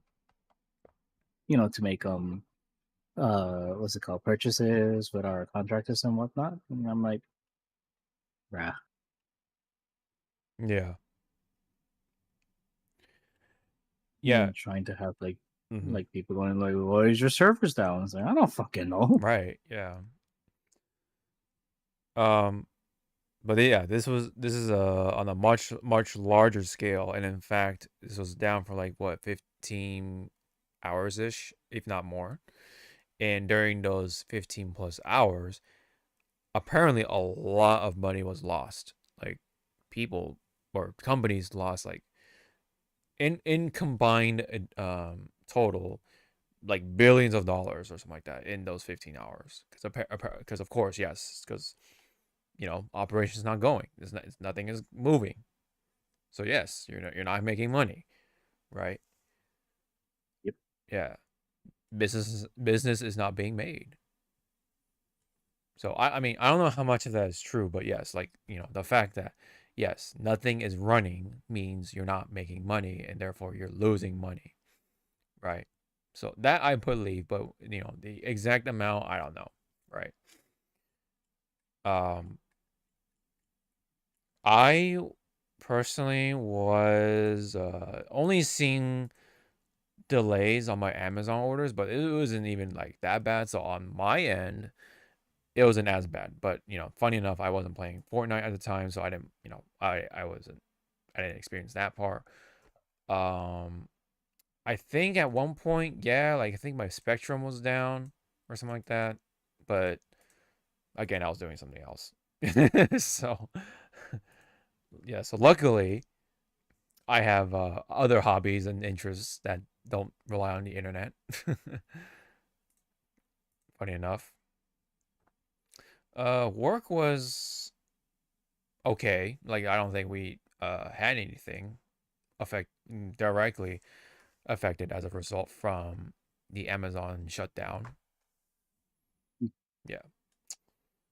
But yes, but that does not take away from the fact that, these businesses, including, yeah, like Lyft and stuff like that,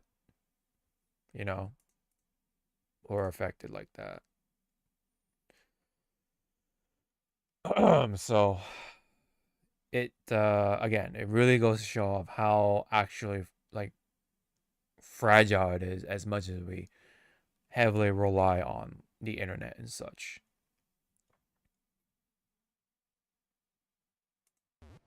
And yeah. Okay. Little update on the Roblox stuff. This is officially from the Attorney General James Youthmeyer, I want to say, saying we are issuing criminal subpoenas to Roblox, which has become a breeding ground for predators to gain access to our kids. So for those who don't know what a subpoena is it basically means you were ordered by the court to attend to the court, basically, to the trial. If you don't, Yep, and yep. yeah, if you don't follow that subpoena, there will be massive consequences. I will say that. Sorry, go ahead. That means your ass is going to a cell with a guy named Bruce. Oh, excuse me. It's Betsy. It's Betsy. No, that's your name. Oh, yeah. And you're gonna, which okay, small little family, whatever history of me. Yes, I do have some family members. They were in jail and stuff, and they taught me a lot of shit that happens in jail, and pretty much, and you can see it when you see a guy with with their pants kind of like almost halfway down, showing part of their ass. In jail culture, that means he belongs to someone. He's someone's bitch, or I forgot what's the other term. Like they're open to be claimed, something like that. And I was like, oh my fucking god. And I had to ask that family member, it's like, so which one were you? They're like, what do you mean? Were you the bitch or were you the owner? All I got was a slap to the face, and they walked off. I was like, the bitch. It's okay. You do you, boo. You do whatever to survive. But yeah, back to the subpoena. It's like, why now? Why only now they're trying to tackle this shit? Things should have been done like years ago. Yes, I mean, I think it's just as simple as they weren't aware of it. They didn't even know, right? Should they have been unaware of it? Yeah, sure, absolutely. But I think now it's got so much attention from everybody, right? Because yes, this is a game that has kids playing. A lot of kids, a lot of people, including adults. And when it's all unadulterated, funny enough, and not tended to, the adults will do what they want to do with those kids.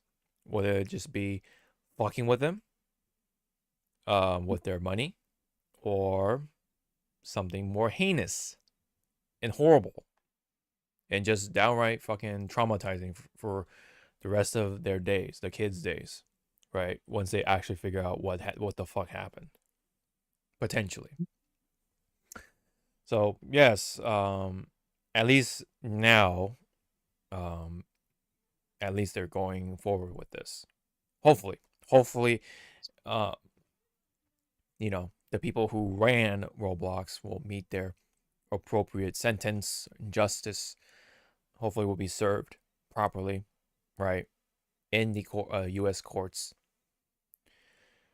I forget what I think is okay, so it's Florida. Okay, I think it's another state too that have their sort of eyes on Roblox, but I forget. Anyway, so Florida is definitely one of them for sure, because I think a number of like people in Florida have been affected by this.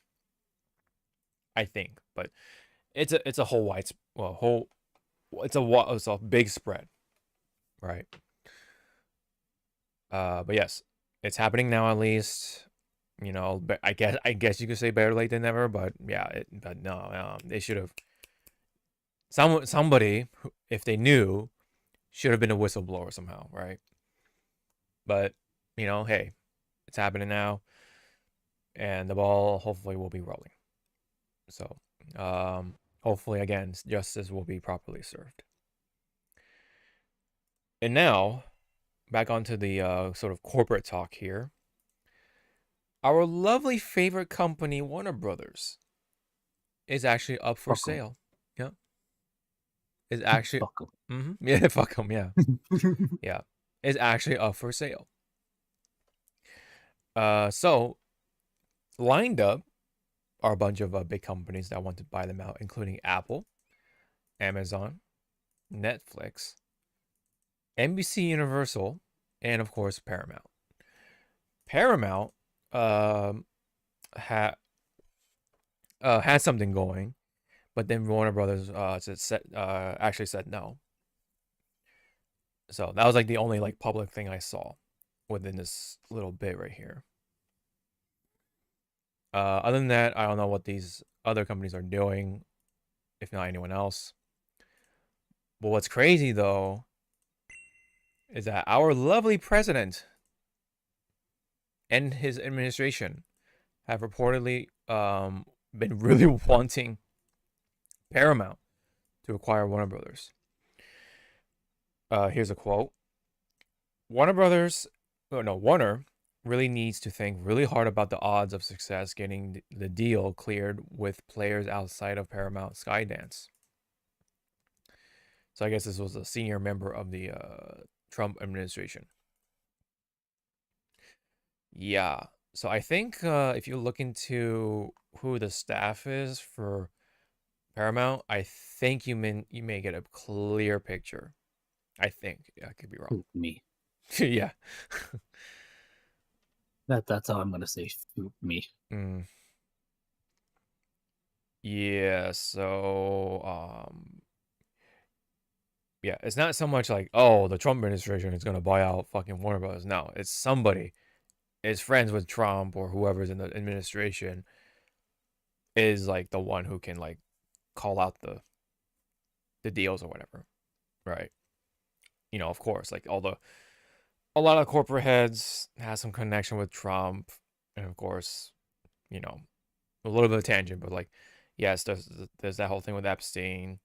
So Epstein is like, you know, friends with a whole bunch of people, right? The big, right, corporate heads, and of course some celebrities too, and of course political figures, mind you.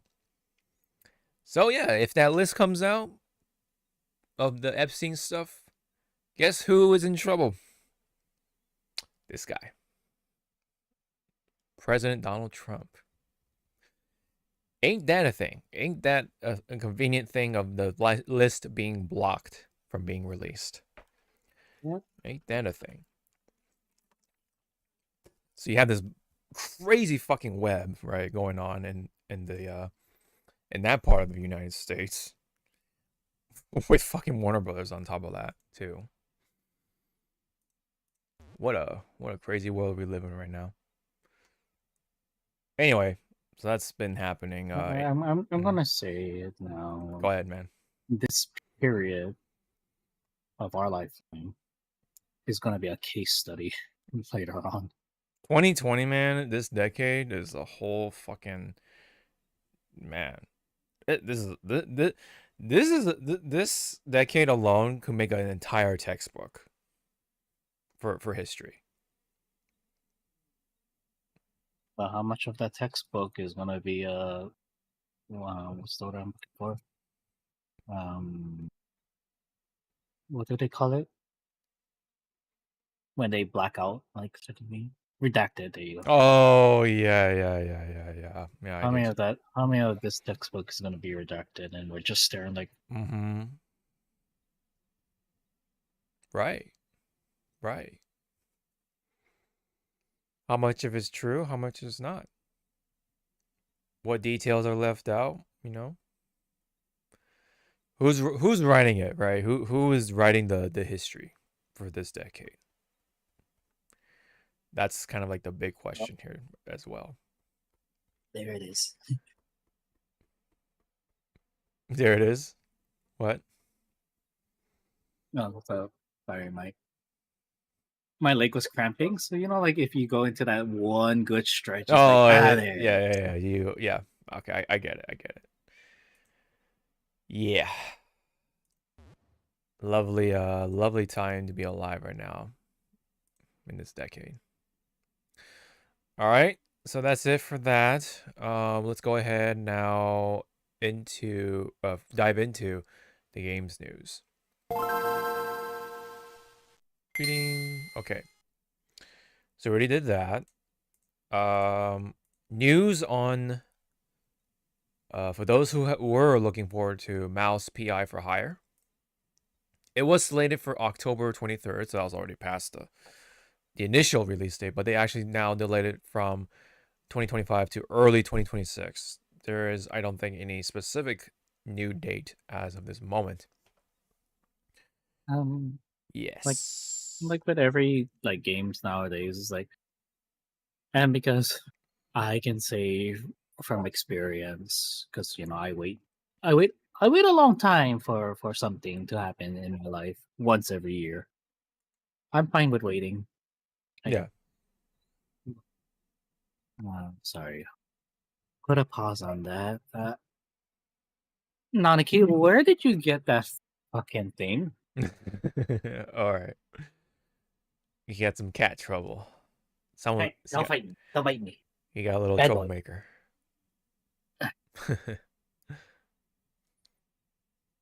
Oh my god. Nanaki would do that, maybe. Like, What? just be a troublemaker. Like we're no the actual Nanaki, right? Kind of a troublemaker. Well, this Nanaki. Sorry guys, you cannot see him. Right. How did you? He was dragging a plastic knife in his mouth. Oh, is it like that mob, like the what was it, that one boss, and what was it, like Elden Ring or Elden Ring or Sif. yes. Or it's kind of like that meme. What do you got there? A knife. Mm. You I'm gonna do what Hawk did to me. You're on timeout. You're in air jail. Yeah, and then there's Zoro. He's already doing the Zoro stuff, putting the blade, put the sword in his mouth. Clearly talk somehow. Like, how do you talk like this? Or not talk like this? You talk through your ass. Yeah. Yeah.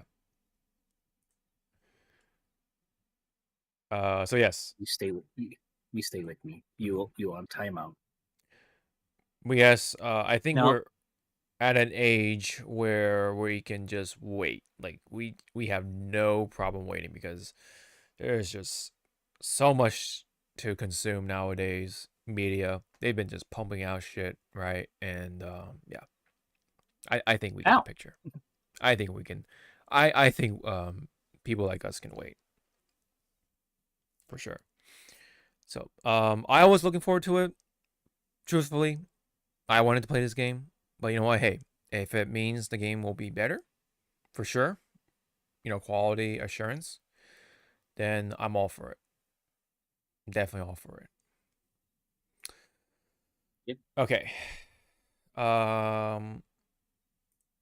Next one is involved with a big FPS franchise, and it is Halo.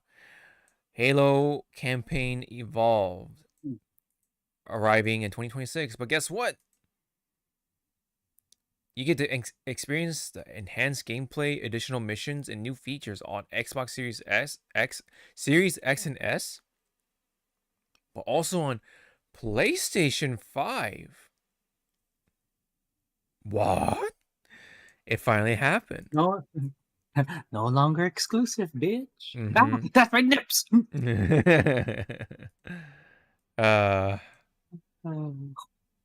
Yes. So he did it. Oh man. But who am I bleeding? But guess who also bit the dust when it comes to exclusivity, man? Halo. Halo was the Xbox game, right? It was the Yeah, game. the Xbox Forerunner, the mascot. Yes, indeed. But Okay, now let me ask you this question, because again, yes. Halo it was Xbox like mascot. Mm-hmm. For PlayStation side, who do you Think. consider as PlayStation's mascot?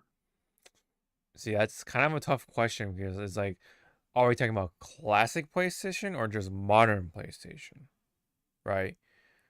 If we're talking about classic PlayStation, I would say Crash Bandicoot. Personally. Mhm. But modern will be like, this is a bit of a toss-up. Like, there is Sackboy from Little Big Planet, right? And then, the what do you call it? The Astrobot, and then Astrobot. of then- course, shit. This is gonna get weird, but like Nathan Drake. Yeah, Nathan Drake. Mhm. Nathan Drake was for a while. He was the face of PlayStation. Same thing with like Sly Cooper Mhm. and I mean you can't really say Final Fantasy except for like seven. And then in really the did way, work. yes, the classic. I would say Yeah. the classic. Like Final Fantasy 7. I think is like a PlayStation game, right? For And sure. we cannot forget, like, if we go by console generation, the Mhm. PS3, yeah, it was Nathan Drake, but he also had the what's her name from Heavenly Sword, the redhead chick. Like, Oh. she was also the face of like the initial release of Oh. PS3. Uh-huh. I forgot her. Right. PS4, you could still say it was Nathan. Mm-hmm. But, oh no, actually, PS4 was technically Kratos. Yes. Yes. Yeah. Was technically Kratos. Yes. Same thing with PS2. You could say it was Kratos. Yeah, Kratos is kind of up there too when it comes to like mascot, right? Sony mascot. And then nowadays for PS5, Yes. I think it does belong to Astro. Astrobot, yeah. I think so too.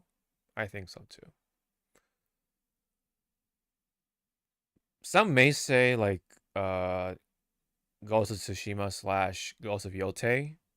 I think that's a bit of a stretch. I mean, it is a PlayStation game. Let's not get that mixed up. But like to consider them like big like mascots to actually like be the face.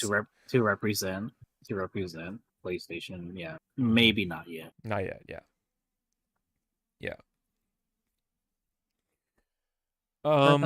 They try. I know they try to push what's her name, Aloy, to be. Oh yeah, Aloy was PS4, PS5ish mascot. Yeah, they really tried to push her, but like it just never worked. I don't feel or I because felt. so some people call her the not really discount. Oh fucking Lara Croft is for PS1. Oh yeah. She's definitely PS1 and PS3 with the remake that Square did. Right. Yeah, but a lot of people were saying like Aloy was kind of like the not discount, but like the off. God, that there's no nice words. The off-brand, or the we have Lara Croft at home. Oh, okay, yeah. And then like I wouldn't be surprised if people mention like whoever's from Last of Us, or like Joel or Ellen, right? Or Ellie, whatever her name is. Yeah, Ellie. And then yeah. And then like for a while, PS5, like the initial release, it was Ratchet. Oh, that's right. I actually forgot they had a game on PS5. Yeah, on release day. Yeah. I still haven't played it. Yeah. Like the only thing I know about that Ratchet and Clank game is beautiful artwork for a good like 5 months. Oh yes, yes. Especially with the female character. Yeah, I saw more of her than I saw of Ratchet, and I'm like, Jesus Christ. Right. Right. It's like it's again like artists, them artists. They you give them a whip of the fucking character, and they just pump it out like it's Mhm. nothing. Yes. Yeah, but but back to the Xbox thing though, like Chief, Master Welcome, Chief. yeah, welcome, Chief. Yes. Welcome to the Sony circle. Hope you enjoy your stay. So, If not, there's a Covenant ship that way. yes. Yeah, like now he's just a guy in armor now, or yeah, it's just a dude in armor instead of being like the Xbox mascot. Exclusivity. Yeah. So Exclusivity. weird. It's so weird. Yeah. And the thing also like it's just combat evolved, right? Yes. With its enhanced version or whatnot. Yeah. And I was like, where is it? There's already like a Halo like big ass bundle, which is the Master Chief collection, Mm-hmm. which has everything, but I don't think it has because it's been a while since I played the Master Chief collection. If it has the upcoming enhanced version of Combat Evolved, Mm-hmm. Switch, yes, everyone. If I were you and you were gonna play the Halo series, go from 1 through 3, Right. and then play ODST and Reach, and you can stop there. Mm-hmm. 4 and beyond, they do not exist in my library. Yeah. Like I'm sorry, they do Right. not exist. Mm-hmm. Yeah. I heard things happen. Especially on what was it, 5? Yeah. Yeah. What was 5? Guardians? Yeah. I think Yeah. that was. 5 was Guardians, and I'm like, fuck is this? Like you know, like when you're reading like a book or a manga, and you hit that one chapter, and you're like, what the hell am I reading? Yeah. That's it, yeah. Halo. Now it's a PlayStation thing, so it's no longer Now, the that question special. is, Yeah. well, one of the question is how good is the servers? Because a lot of people are just gonna Right. play multiplayer or PvP, or who knows? Maybe this might be the game. People recreate fucking Red versus Blue Oh, and bring yeah. back Machinima. Yeah, maybe. I don't know. Because I'm gonna tell you this, everyone. Little backstory of how I learned about Halo was through Machinima and Rooster Teeth. Yeah. Red versus Blue. I think Then I played the game. yeah, I think that's a pretty common thing for a lot of players. Rooster Teeth did a number for a number of those games. For sure. For sure. For sure. But yeah, now it's on PlayStation. I know I keep saying it, but it's like, yeah, like this is an Xbox game, but now it's coming to PlayStation. It's so weird to say. And that's the thing too. Like I'm trying to think like what again with mascots from the PlayStation line. There has to be an exchange, right? If we're Oh yeah. thinking, yeah. So Microsoft gives Master Chief. Sony Master Chief. What is Sony giving? As a return? I have no idea.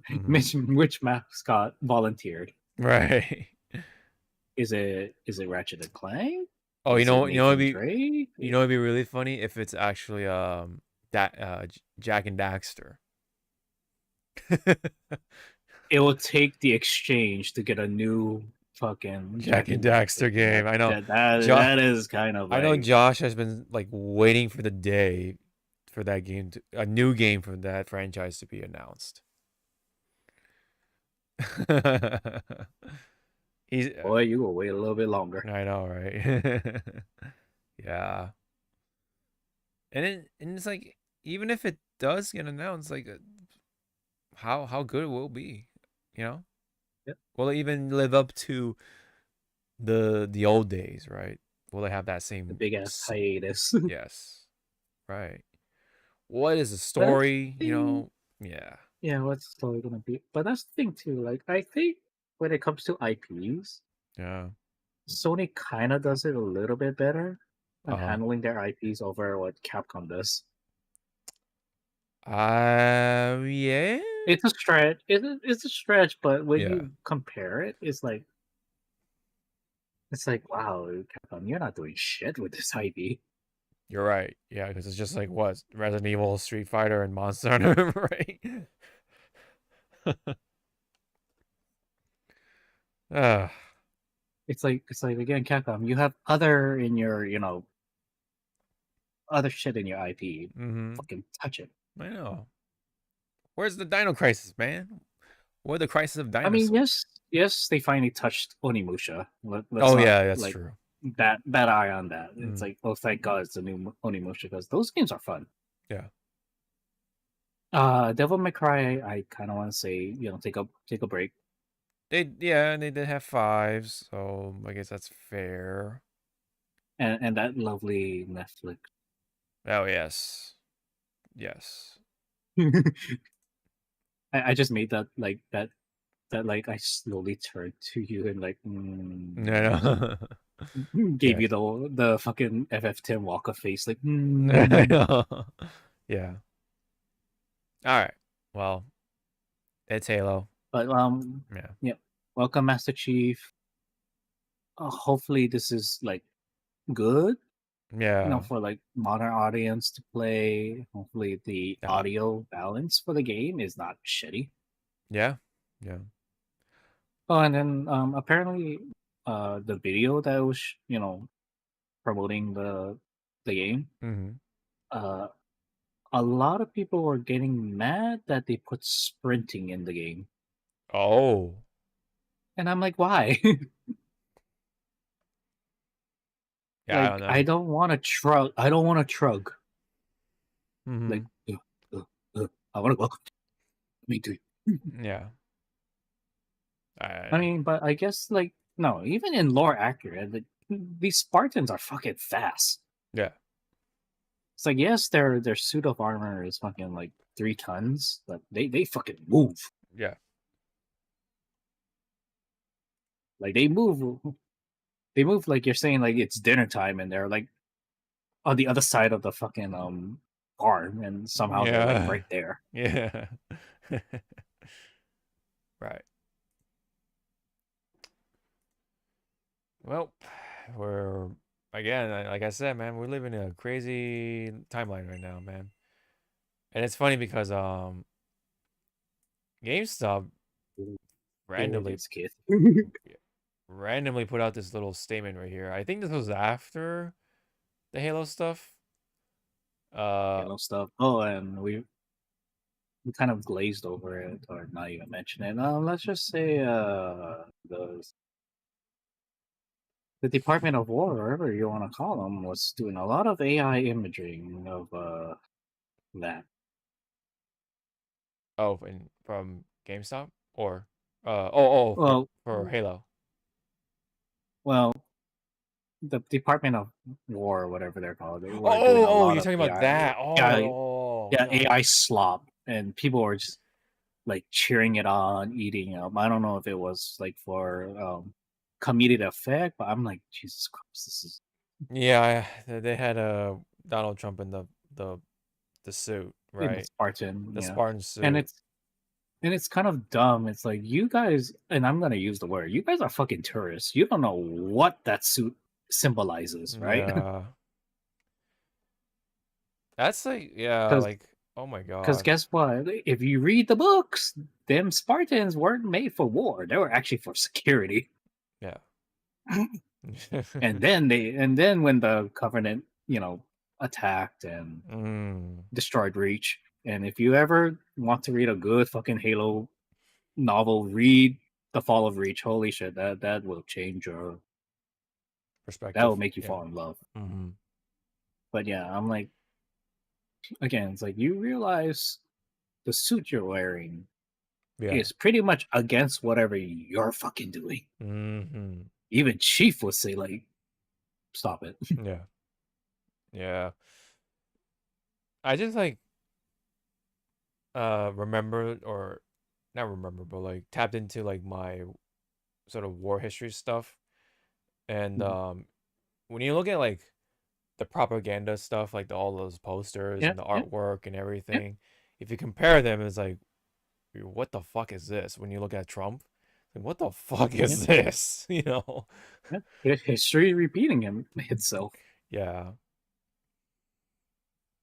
The only thing missing was him not being accepted to art school. Yeah. Oh man. Man. It makes World War II art look like a absolute masterpiece, you know, in comparison to all the slop. It's horrible. It's horrible. Fuck AI when it comes to art. But anyways, I wanted to just Okay. mention this about GameStop, because of the Halo stuff. So, I'm just gonna read this part. It says Halo campaign involved is officially coming to PlayStation in 2026 with cross platform play.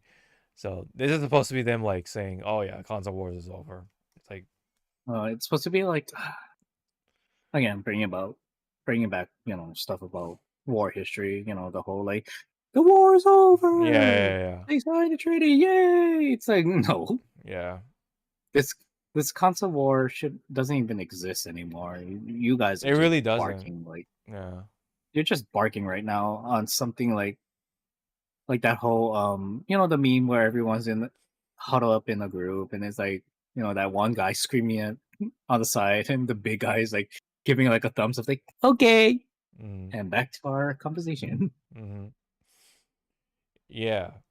Um, it's kind of like just like barking at a dry tree, pretty much at this point, because it's no, yeah, like we're all on our little island, when it comes to these games, right? Mhm. Um, And we all have our tastes. yeah, and I think we just kind of grown to just like not care anymore about consoles because of how games have sort of evolved over the past like however many years. And especially with Mhm. like a lot of the games coming to like PC and then everywhere else at that point, it's like yeah, like the only like actual exclusive now is Nintendo, right? And then um even a lot of the PlayStation games go to PC. So it's like, you know, really kind of has like little point to be like this loyalist with like the PlayStation. But I mean, it still happens from like these small little corners I see. But it wasn't to like the scale of um in the 2000s and even of course the 90s. Because I remember they were like making like magazine ads and commercials about this stuff, right? Um, yeah, like the GameCube, the PlayStation 2, and like the Xbox, of course, the original Xbox. But even back when like the Dreamcast, um, and like, oh no, not just the Dreamcast, but like the Sega Saturn and like other Sega's consoles back when Sega did consoles, where they had the slogan of like Sega does what Nintendo 10 don't or something like that. I forget what the how it went. But that was like a classic case of like console war stuff. It was all about Nintendo versus Sega back then. Because that's kind of all we had when it came to like peak gaming. But now we can game on our phones, of course our PCs, right? Everyone can build a PC and game. And it's like, yeah, who cares at this point? Who the fuck cares? Mhm. You know? And Yeah. also kind of Go ahead. bringing back, like, emphasizing or adding on to what you said about, like, play on our phones, play on our PCs. Let's just say the era that we had fucking the PSP was a fucking godsend. You could play whatever the fuck you want on that damn thing after you mod Oh it. yeah. Right. Yeah, and then the Me, handhelds, right? me being me being able to play fucking PS1 and PS2 games on my PSP, beautiful. Yeah. Yeah, and then the handhelds were a whole different thing, right? Whole different thing. But yeah, at this point, like, yeah, I think a lot of people at this point have a PC, or more people have a PC, and likely some sort of like Nintendo machine or Nintendo console, unless you really are only wanting to care about using Dolphin and whatever, right? The emulator stuff. But like, yeah. But if you want to, of But course, we don't say that E word here. I know. We don't want Nintendo, yes. We don't want the Nintendo police. I was gonna say we don't want Mario go.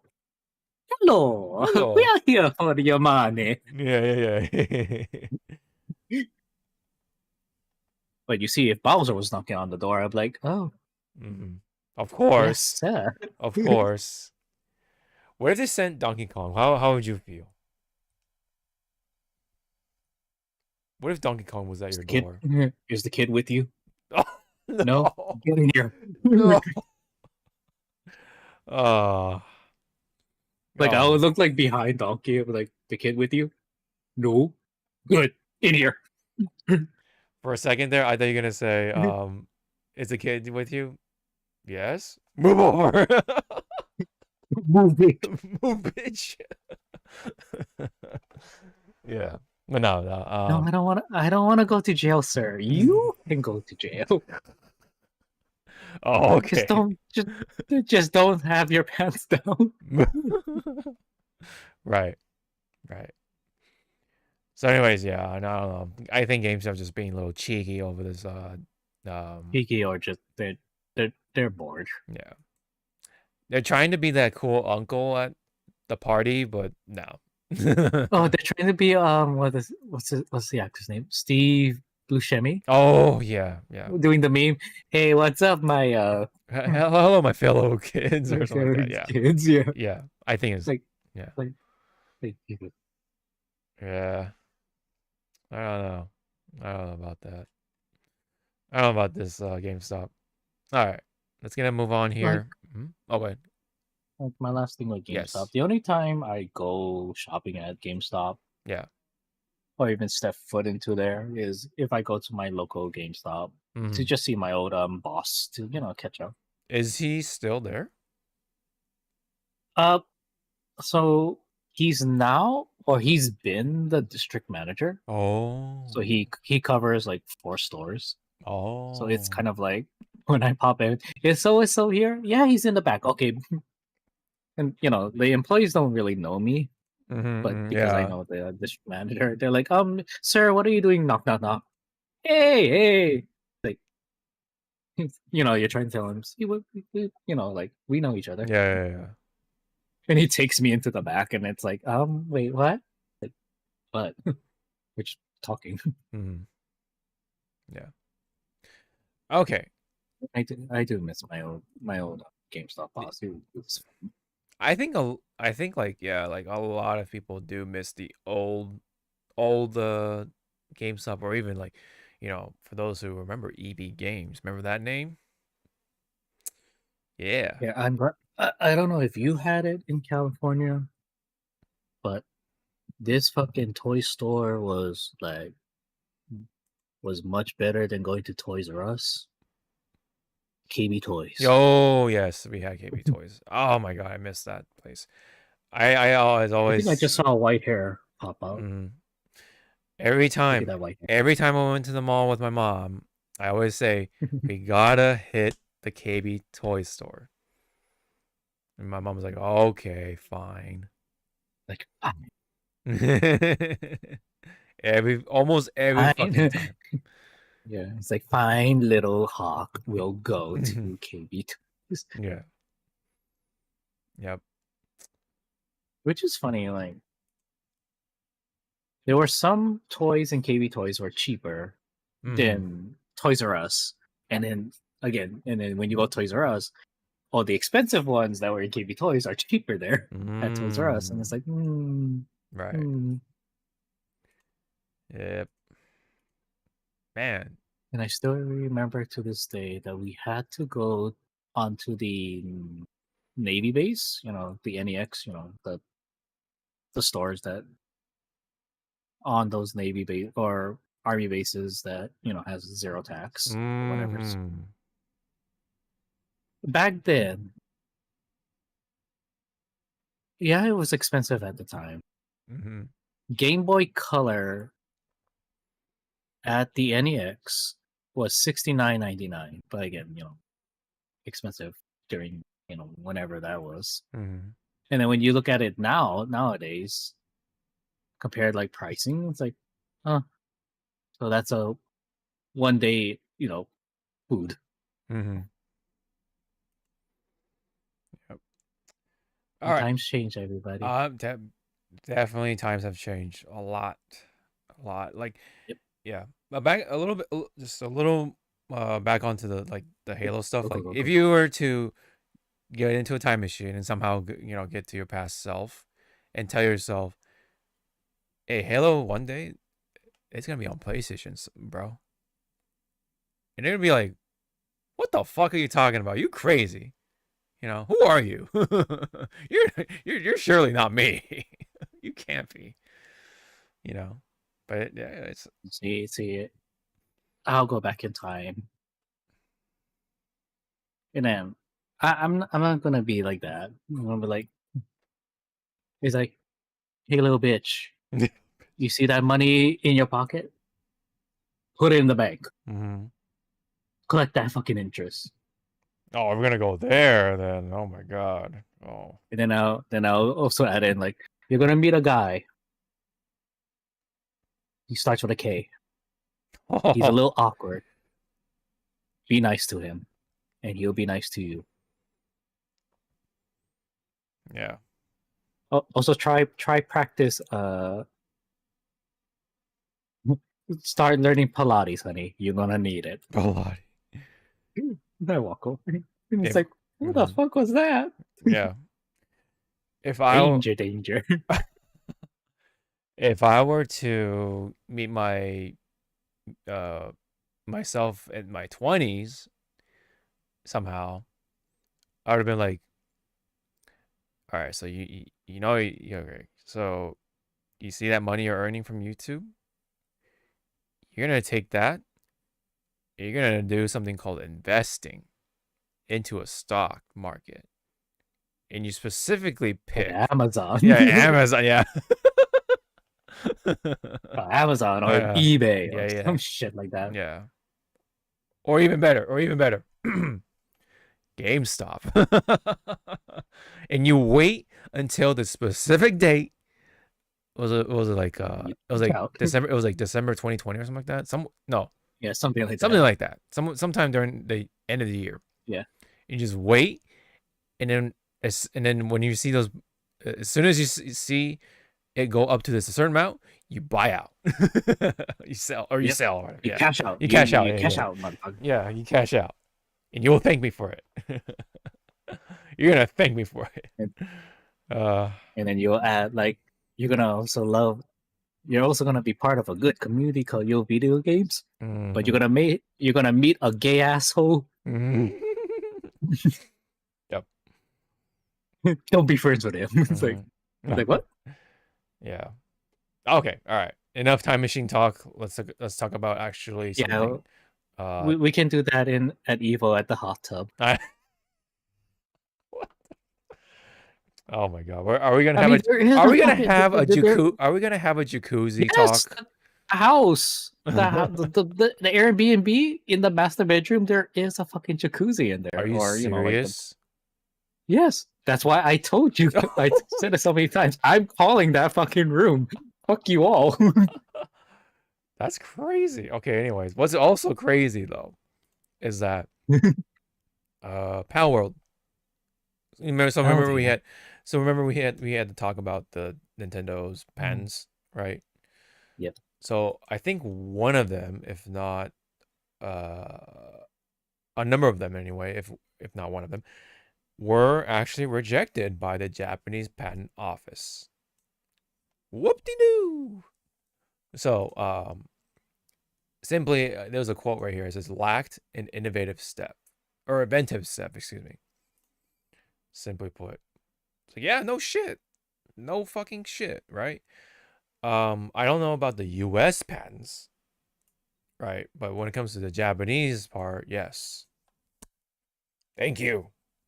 You're so based in a number of places, but yeah.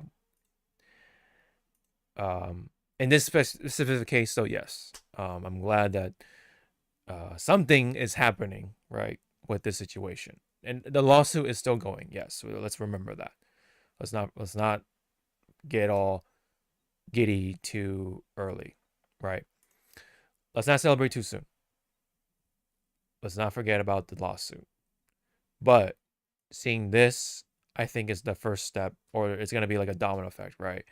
Of seeing all the other stuff just not adding up, not holding enough water for Nintendo to actually win such a lawsuit. But you know, obviously in the court of the public, right? The public court, right? So to say, quote unquote. They've already lost, right? Because people, of course, from day one, did not like to see this. Did not wanted to see Nintendo / Pokemon Company kind of like try to take over and monopolize this whole concept behind catching monsters, summoning them, and all this doohickey stuff. You know, yeah, everyone liked that. Great news, right? Now they should dismiss the case. Yeah. I think this is a nice step forward, you know, and hopefully again this will be like a leading effect, like a domino effect of like, okay, this patent is also rejected. Okay, the US patents are now also rejected as well. And seeing that these rejections, right, of these patents should be like a way for whoever is in charge of the lawsuit, right, to be like, all right, you know, I think it'd be a pretty good idea to dismiss it, you know, or throw out the case, right? And yeah, obviously, I would like to see this all go away with Nintendo / Pokemon Company not winning it whatsoever.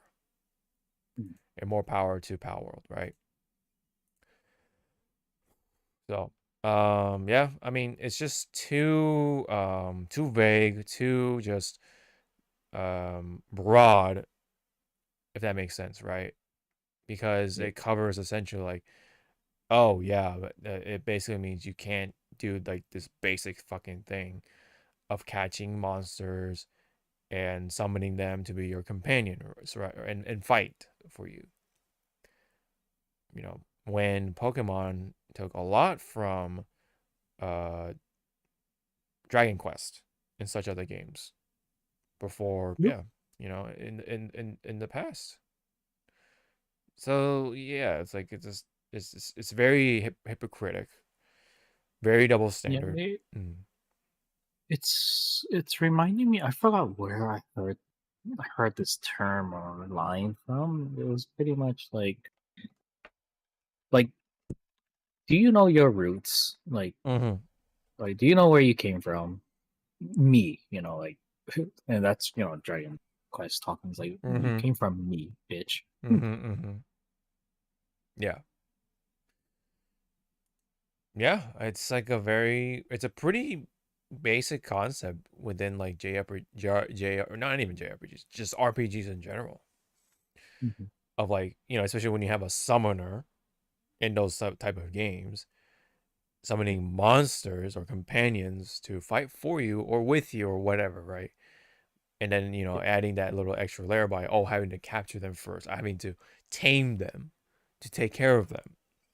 and then be a companion of yours, and maybe even have like add like friendship mechanics and doohickeys and all that stuff, right?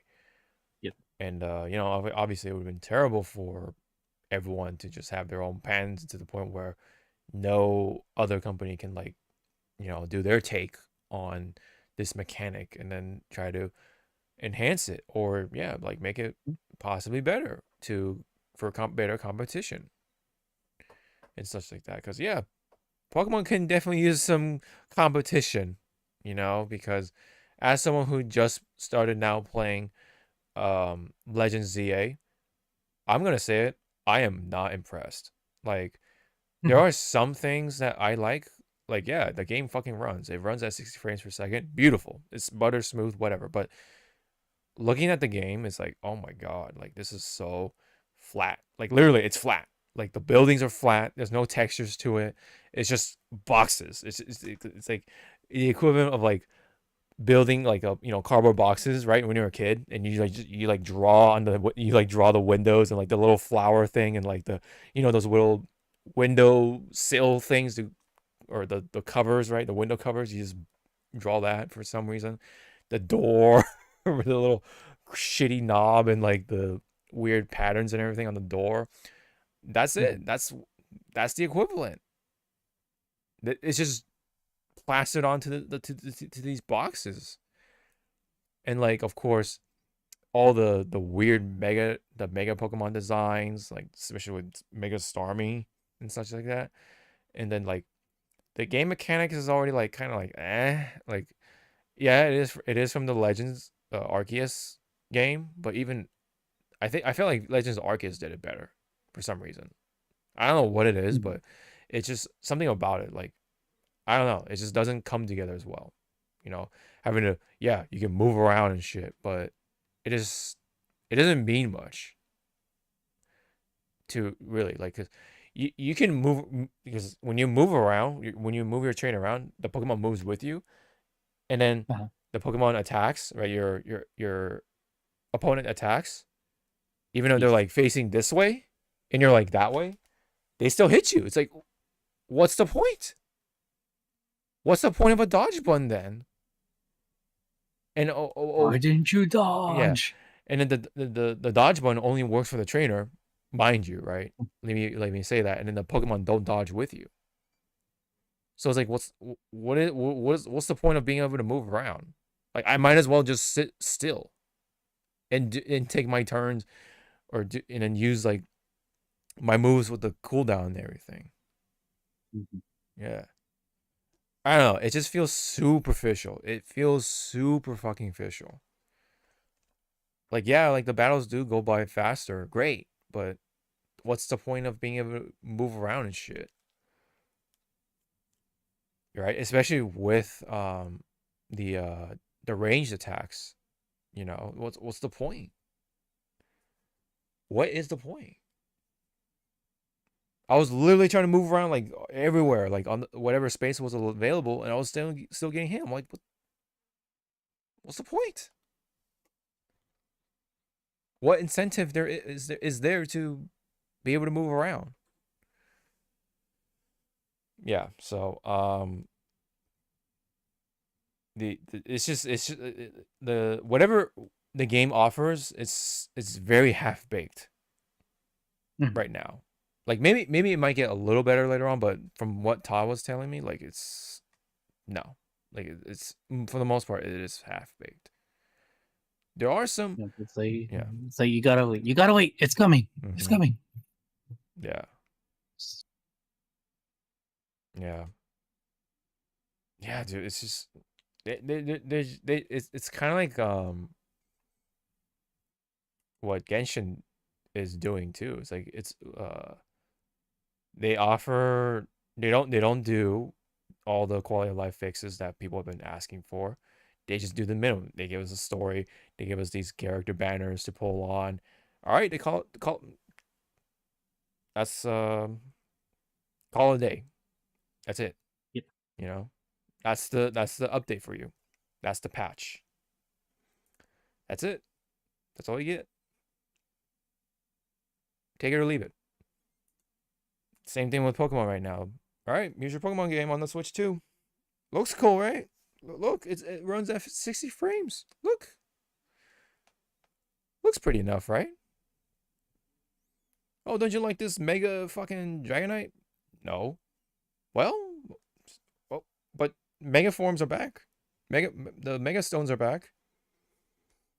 And The KN.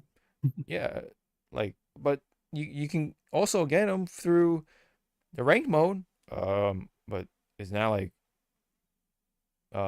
sweaty.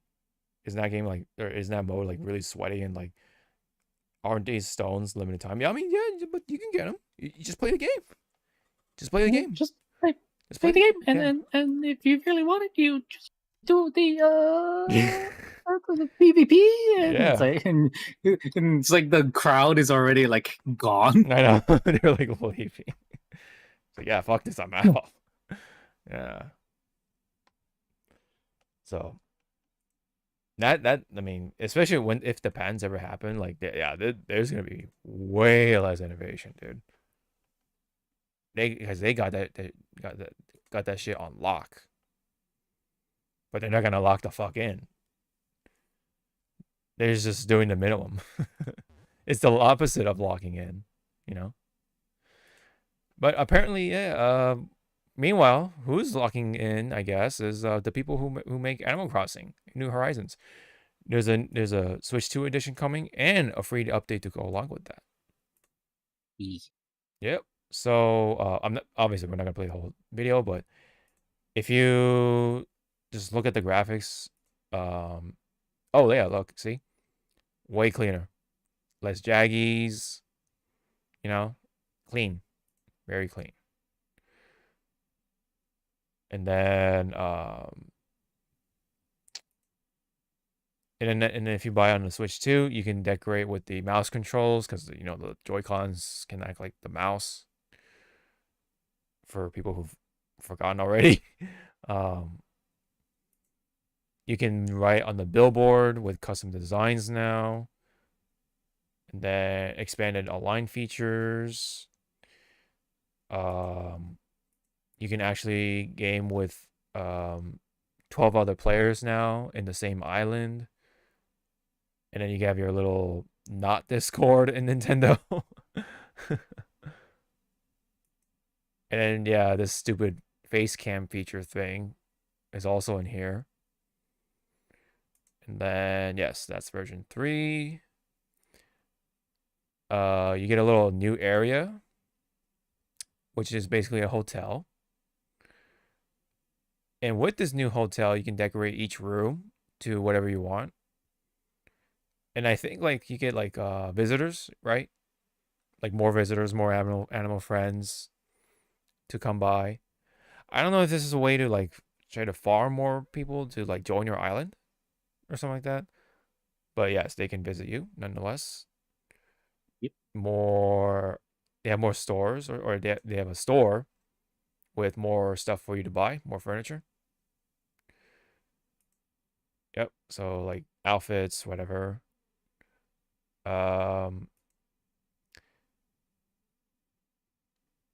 Yeah, you can like DIY like certain goods, right? Including the island theme ones. So something like this. And then they up the capacity to now 9,000 instead of the 5,000 that I think we have. And then you can like now store flowers and like other plants in your thing. So that's cool. Rossetti is back, right? And what he does now is help clean up the island. So if you want to like reset your island, that's where you call in the Rossetti reset service. And you can like kind of target what certain areas you want to be wiped clean. So like if you want to like reset your entire house area and stuff like that, yeah, you can do that. Or like just like your front lawn, you can do that. And then another feature that's pretty big also is you can go into a slumber when you're sleeping, and you get greeted by this character right here, Luna, in a dream world. And this dream world pretty much acts like an expanded area for you to make more islands. Yeah, so you make more islands. You can make a small island, big island, whatever, and just put more shit in it. Whatever you have already is already available. And then you can keep, like, I think, 3 islands? Yeah, 3 unique islands. And then you can also, like, place, like, your friends, your animal friends, your other, like, villager friends, whatever. Your real life friends. I guess it'll have more collaborations coming up. So including, like, Lego and stuff like that. And then whenever you get the like the Famicom or NES or something like that, it has games. So you can play like Ice Climbers or something like that. Right. And then yes, collaboration furniture, including Lego. And then they will even add the Zelda stuff in here. So you can get these sort of items. And then even ironically enough, actually, there's a bit more. So you can actually get like, you can meet like animals, who are like themed after like characters from like whatever, right? So Zelda, characters, right? Including what was it?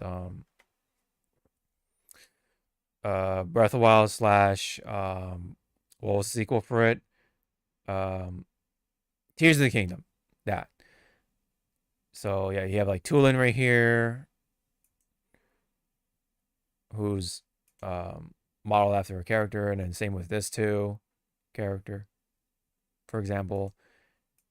And ironically enough, we have Splatoon because yes, same people work on Splatoon. So yeah, Animal Crossing devs work on Splatoon. So yes. Yeah. And then we have this character who's made after a certain Splatoon character. So you can see right here. Oop. Right there. Right. I don't know if they can like join your actual village as one of the members. But yeah. You can get, of course, Splatoon furniture, of course, yeah. Straightforward. So that's pretty much it for the major updates anyway. I'm sure there'll be like, like small little quality of life stuff too that's not mentioned in here. Or I forget to mention. Oh my god, Raymond. Oh man. One of those popular characters. Remember I told you like when I opened that one pack or whatever, I literally got fucking Raymond and that one other really popular fox or whatever, the dog or canine. I forgot her name. She had like the sunglasses. Fuck. Ah, yeah. Yeah. Her. So yeah. But yes, that's essentially that. Animal Crossing is still getting some love. So that's good. So that's cool. Yep. Any thoughts? Any comments? Pretty much, I believe my fucking island is like overrun with like weeds and shit. I know, right? Yeah, same here. Same here. I kind of do miss some of my little animal friends, but yeah, I remember at some point. What do you mean? I'm right here. Yeah, I know. I know. I know. He's like, yeah, you Yeah. did the whole Simpson. Like, you pushed me on the side. The sheep thing. The Like, sheep. yeah, get away. Yeah. It's funny because like yeah, like during the release month or two, I was like Animal Crossing every fucking day. I mean, it was a good escape. Yes. Especially during the pandemic, to be fair, yes. Yeah. Yeah. Boy, did that game came out of a pretty good time. Wow, really good. Yeah, for sure, for sure. I still remember, like, because I chose my hemisphere kind of wrongish, but I got like a lot of people visiting because they wanted to catch the white shark and stuff that I Yes, have. I remember. I remember you like what was it? You picked like the southern one or something like that? Yeah, it was like the southern one. Yeah. And then like it was just like that right time so that you got all like the big fish and like all the rare ones. So we were like, yeah, we were pretty much going to your island and stealing all the fish. And then all right, thanks, Alan. Bye. I know you gave nothing back. It's like, oh, okay. Oh man, yeah, that is funny. It's like, okay, I guess so. I guess you can have my fish. Oh man, it was so funny if you can like at least charge in-game currency to get to the gate. All right, if you want a fish, that's 500 bells, bitch. Yep. Or 1,000 bells, whatever, you know. That would be so funny if you can actually do that. I mean, yeah, I think that's essentially all the big updates. Yeah, so nice. Okay, how long we're in right now? Okay, 3 hours. Okay, let's try to squeeze in these last ones. But yeah, let's at least talk Lightning about round? yeah. We'll lightning round this stuff, but we're definitely gonna talk about One Piece because you know we love One Piece. So let's go straight into it. Begin. Round 1, fight. No. Yeah, so there's this poster right here, and you get to actually get a good glance at, you know, Dory and Broggy. Right? How they look like. They look good. Yeah, absolutely. They look the part. Absolutely, they look the part. But someone someone pointed out when you look at it closely, look at Luffy, right? With his pants. And like that, there's that first glance, like, wait a minute, what's going on with Luffy? But yeah, it turns out that he's actually wearing like pants that are like very close to the flesh color. So people were like, "Where are your pants?" And it's the scene from Amazon Lily. Am I the only one who thought Luffy had no pants and it had like 600 likes? Yeah. Oh yeah. Sorry, I thought Luffy wasn't wearing any pants and that was his cheeks. Yeah. I mean, let's be real. There are some people out there that, you know, would jump on Luffy. Oh yeah. Oh yeah. Oh yeah. Luffy has a set of gooners, let's just say. A following. Yeah, a following. A following, yes. Yes, absolutely. Now you see here, sir. Mm-hmm. If I was a straight ruler, Nico Robin. Okay. Yeah. Fair, because I think Robin is still waifu for me. The One Piece waifu. Number 2 is Vivi. And then number 3 is Nami. Pretty much. Number 2? I don't know how we're gonna do it. Again, if I was a straight ruler, I don't know how we're gonna do it, but we're gonna make the ocean sing. Give me that fucking princess. Give me Shirahoshi. Oh my god, damn man. Okay. Somehow we're gonna make it happen. I'm actually surprised you like Shirahoshi that much. Damn. Okay. I respect it. It's like, you do you, hun. Yeah. And then you just give me like that. Shit. Yeah, I know. Yeah. Yeah, I'm actually surprised you picked Shirahoshi of all the One Piece women. Okay. But I guess for my number 3, Who is your number even though 3? that fucking arc, well, for the anime it was a slog, and it was fucking ugly as fuck. Mm-hmm.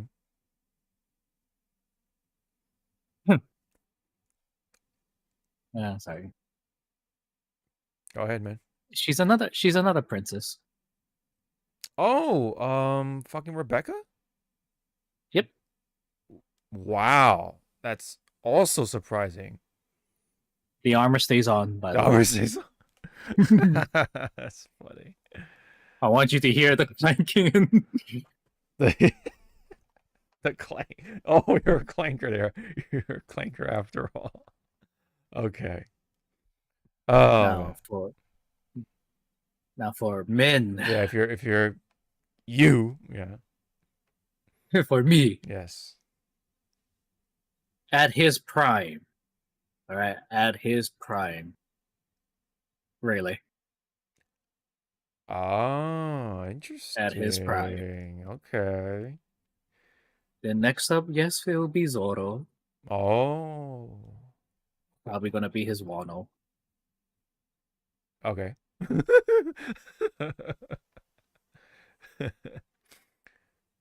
And then for my third. Yeah, who is your number 3?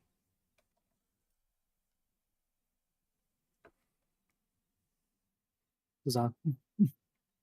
Who? Kuzan. Oh. Wait, Corazon? Is that what you're saying? No. Kuzan. Oh, Kuzan. Okay. You're saying like extremely fast. I'm like, wait, what? Okay, Kuzan. Yeah. Okay, gotcha. And it doesn't matter if it's in his prime or what he looks like now. Oh, gotcha. All right. But if he's wearing his Navy outfit, that stays on. Okay. Interesting.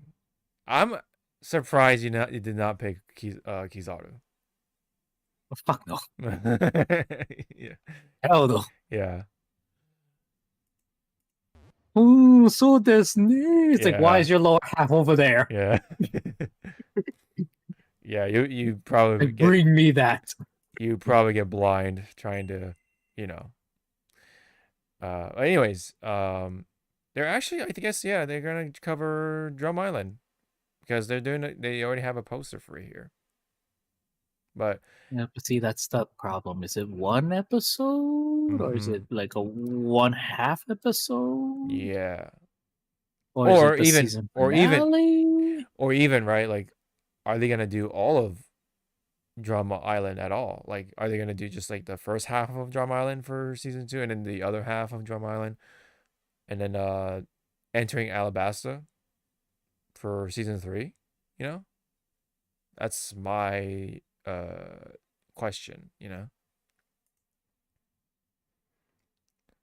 They'll if they do take that route, yeah, they'll definitely have like a cliffhanger for Drum Island, and then they'll do the other half of Drum Island somehow, and then whatever comes between Drum Island and Alabasta, and then yeah, pretty much. That is one possibility. So yeah, kind of get an idea a little bit on Luffy's outfit, a little bit, just like a tiny little glance, literally.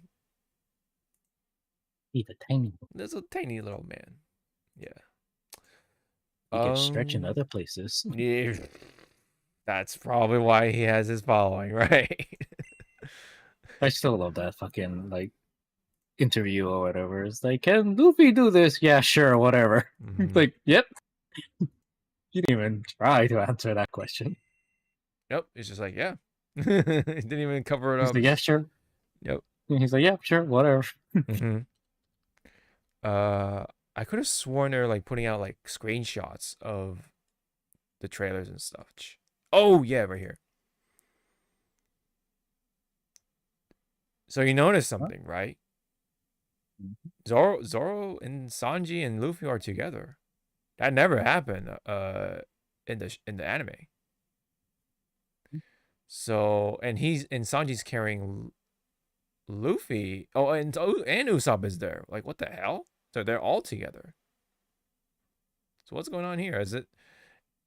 They're going to keep each other warm. So my question is, who gets sick?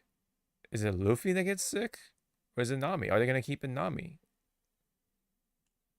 Again, I just like Zoro's face. I Like, know. he looks so done. Yeah. I kind of hope they don't keep the whole like pessimistic Zoro that was going on in the season 1. He was basically Raven. Right. Especially like the tone, even like he sounded like a male Raven almost. I'm like, that's not Zoro. The other things he did were Zoro like, but the way he talked and stuff, no. And yes, he has swords, the 3 swords, right? Including Kitetsu, Kobashiri, I think. Yeah. And then of course Wado. Ichimonji. But yes, that's the big detail, right? Luffy is the one who could be the one that could get sick. I don't know. And the fact that yes, they're all together. Like the boys are together. And then yeah, you see a little more. Right? They're all together. Or at least Usopp, Sanji, Luffy. So it looks like we're seeing more of the Straw Hats being involved with the final battle against Wappo and his little posse. Interesting, right? Oh, what is this? What could that be? Right? It's the wax little candle house that Mr. 3 makes as a little like base. Yep. Excuse me. It's a little garden. I like the random little bird of paradise right there. I don't know. It like stuck out to me for some reason. Like, hi. Right? Interesting variety of like plants, right? But hey, I get it. It's like the budget had to go somewhere, right?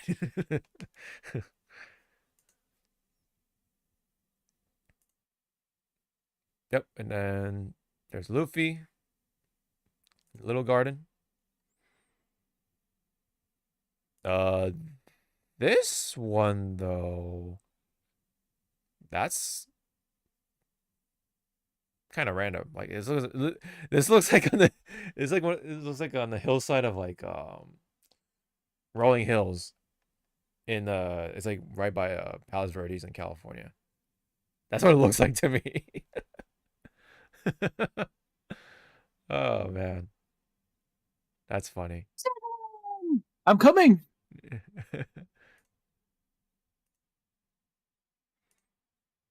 More of Dorian Broggy.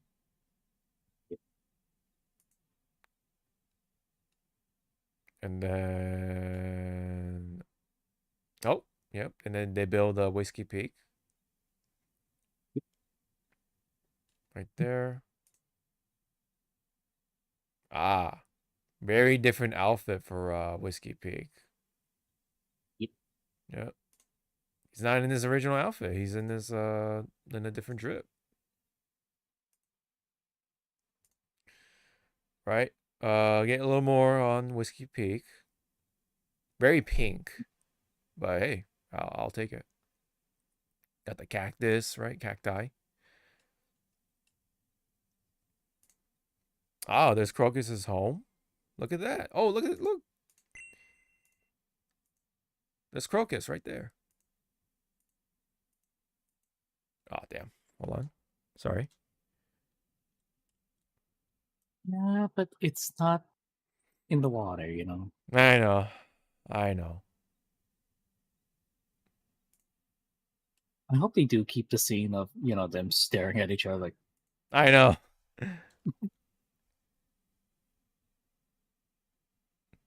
And then Sanji gets like pissed off, like, "Hey, say something!" Say something, damn it! Yeah, No. yeah, I love, yeah. No, I love that whole scene, dude. That show was so funny back then, especially back then. I mean, I also was into that. Like, I was also feeling it, like that whole because the scene was kind of paced well, but it was stretched too long, in my opinion. I'm like, are you gonna do anything? Yeah. Maybe that was the point, right? Maybe that was the point. I like I respect the recreation of Nami's outfit right here. I think this is was she wore during this Laboon bit? I think. But it is one of the Nami outfits for sure. So again, I respect the pick. I like, okay, you know what? I do notice something, right? Notice that look at her shoes. Right? They're shoes, but they look like the sandals that Nami wears in the anime.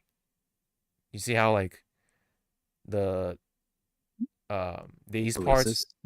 yeah, these parts are like a little more closer to like flesh color. That's kind of like creating that illusion. Yeah, like they're supposed to be wearing sandals, but because like it's kind of dangerous to do stunt work in sandals. They try to get around that by doing this stuff. And then kind of the same with Luffy in a way, but it's still a little different. Like, yeah, they're still like shoes, you know?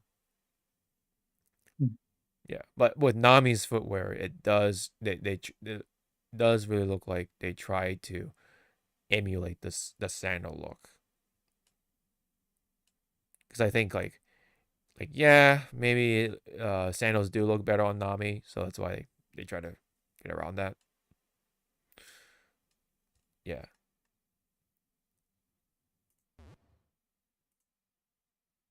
Okay, so yeah, there's a lot. There's Crocus right there. Bam, up close. That's what he looks like in the costume. And yeah, it's very faithful, right? It's Crocus. I like it. Alabas's princess still missing. Yeah. I like the set. Nice little colorful drink right there.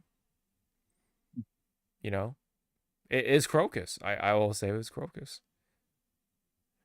I like the footwear. This is something like very kind of similar to what I wear. It's like sandal shoes almost. Like like it's basically they're like Crocs, but actually, for but actually, more normal people, right? Crocs is for like, like if you want to, look like a Disney character, or like, if you want to cosplay, or if you want to put like, those like little decorations on there, because they actually sell those decorations on the Crocs, and that's how they make extra money. It's like those, like those little accessories. Yeah. Stuff like that. Oh, look at that. There's Laboon. Oh, someone recreated with AI, so I'm not gonna look at that. But yes, that is Laboon right there. Got the scars and everything.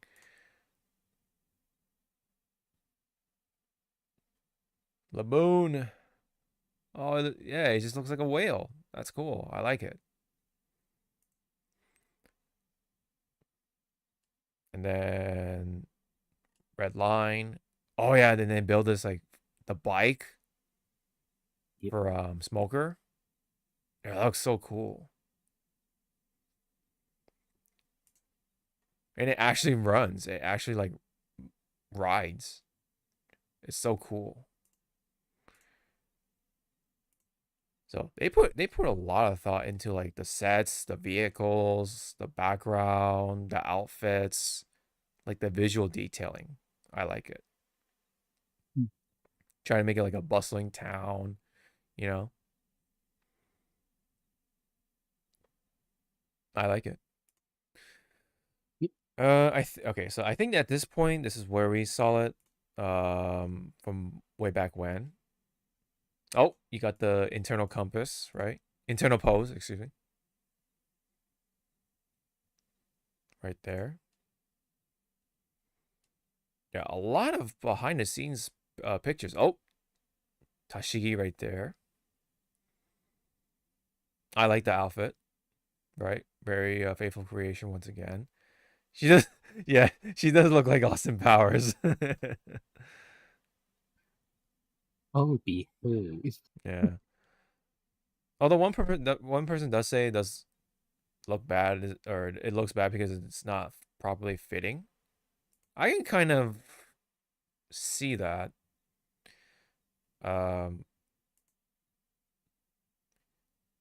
I think also, like, I think we've talked about this too, is that the outfits look like they have not aged. You know what I mean? Like they haven't aged into the set. They look like they look very like new. Like they just were made, you know? No, yeah, the Velma, excuse me. Yeah, Austin Powers, Velma.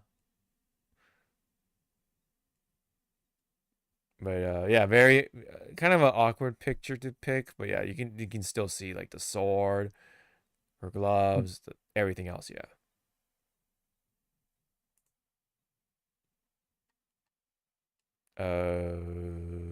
Oh yes, we already saw this. It's just a screenshot of Vivi. Yeah. All right. I think that's all we got for the new stuff.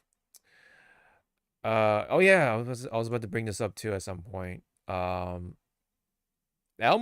actually dressed up as Luffy on the Netflix show. I think Netflix owns or has rights to Sesame Street now, if I'm not mistaken. So I guess Netflix is the new home for Sesame Street.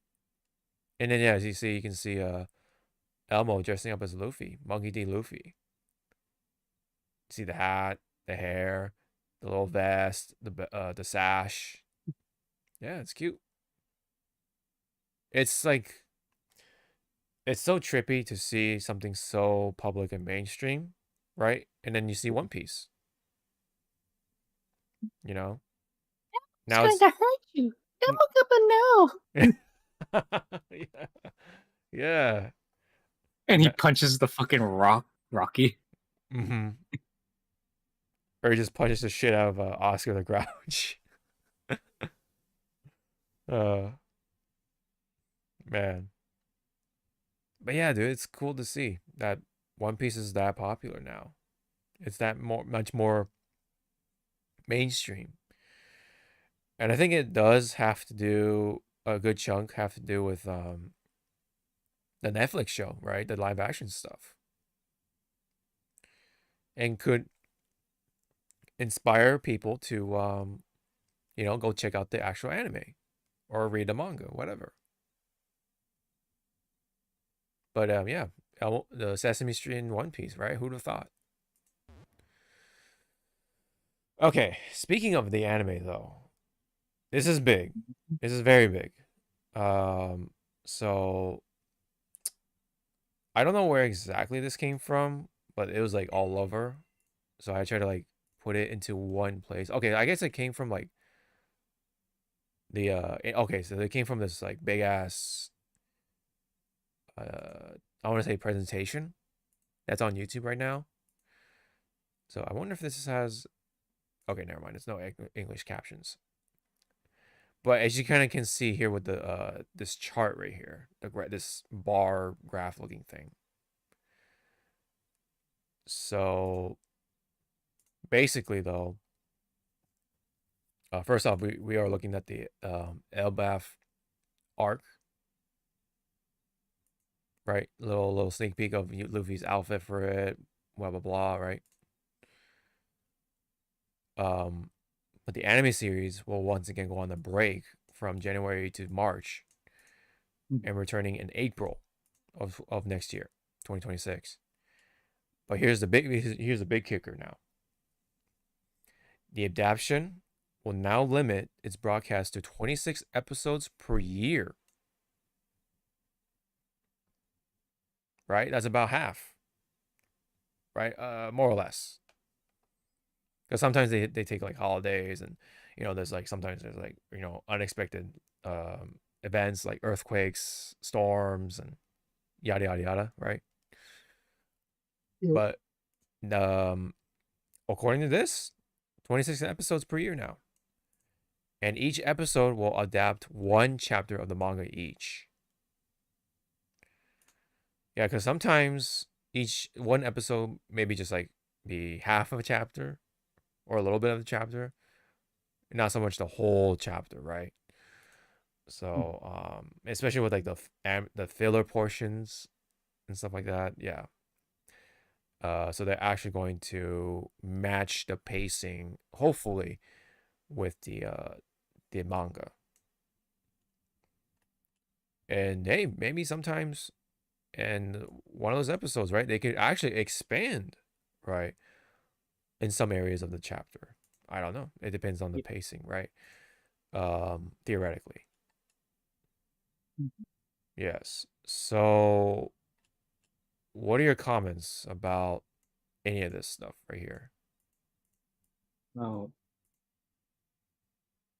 More like, okay, good. They're gonna take a small hiatus, Mm-hmm. Let the artist's hands rest. Two, with them only doing like so many episodes, it's probably for the best. Because again, Mm-hmm. like it sounds like the budget for the animation is costing a lot now Mm-hmm. because of like how we see like One Piece, as you can tell, like the art style and the production really evolved throughout the years that's been on the air. So now they're at that critical point that yeah, they can make the stuff look pretty and all, but that's a lot of money and a Mm-hmm. lot of time cleaning up with stuff. Mm-hmm. And I can guarantee you that what everyone else was saying, those fights with Luffy probably was being over budget, Mm-hmm. because of how fun those fights are. Mm-hmm. If for the listeners out there, go watch like recent Luffy fights, and you'll see why. Like, it's like, ooh, yeah, that budget. A lot of work, yeah. I'm sure. And they've been, outsourcing it to like people like around the world, seems like, right? Different animators, different like um key artists, I guess you could say. If that's the right term for it. And it shows kind of like, and then they even like have the even the artist that has a Twitter account, they're like, hey, yeah, I worked on this episode, you know? And it's actually kind of cool to see like kind of like a behind the scenes type of tweet of how they do things in a way. But yes, as you were saying, it is very taxing, I imagine. A lot of time and effort, and therefore there is money involved with it. A lot of it, a lot more than ever before. And to make this like feasible, right? To even make it work. I mean, we've seen in the past, like look at the animation quality back then, right? As an anime that comes out every fucking week. Like look at it. And then now you look at it here, right? Then you kind of would see, what kind of compromise or sacrifices you have to make, right? Okay, do we make these high quality episodes, but with less episodes per year? Or we can pump out more episodes, but it's gonna look like this instead. You gotta ask yourself that, right? Are you willing to make those sacrifices? Are you willing to do this for that kind of quality, or for this for that many episodes per year, 52 or whatever? And I think the answer is clear. I think at this point the answer is clear for at least the production team anyway, and that is the 26 episodes per year, but we're gonna get not only one chapter per episode, one full chapter per episode, but I'm sure the quality of the animation will be consistently good. If not, it may even evolve from there, because now they're taking their time and such. And not to mention, right, the anime won't outpace the manga in a sense. They have to wait for Oda-san to, you know, do the chapters, and then they can make the episodes. So, and sometimes, yeah, they might even gloss. In the past, they might have like stuff this many chapters in one episode, maybe, I think, if my memory serves me and I'm not too crazy. So therefore, like, the pacing might have been all over the place at one point. And then at some point they got to do a filler arc, right? Because they had to wait for Oda Sensei to make this much content for them to animate for the main story. And of course, I mean, filler episodes means they still have to work, right? There's still work. It's still taxing on them. There's no break. But yeah, but now with this type of production, yeah, now they can take a break, or it's a little less stress. But in return, we get more higher quality episodes. So personally, I'm interested. I mean, it's One Piece. I mean, I'm still invested into the story.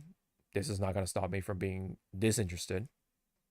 And you know what? Hey, if that's what they're gonna do with the anime,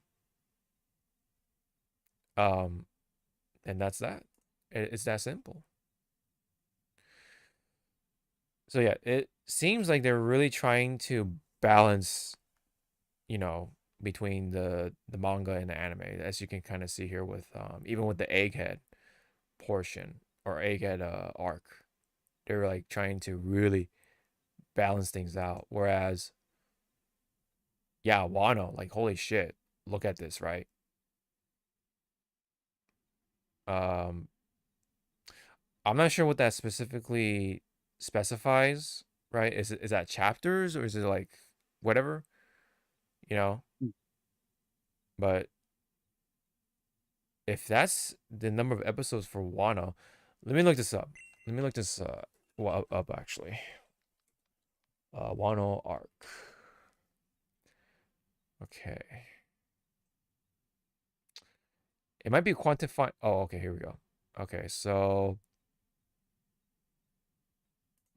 let me see. Okay, that is correct. Okay, so the 149 is the chapters. This is the number of chapters here. But then look, yeah, 192 episodes for the anime. So it looks like they were like, you know, dragging on some parts at one point, and then so they had added way more episodes for some reason. Like they're extending some of the fights, or a lot of talking points or something. Extra little scenes here and there. Maybe that's what added up. I forget. It's been a while.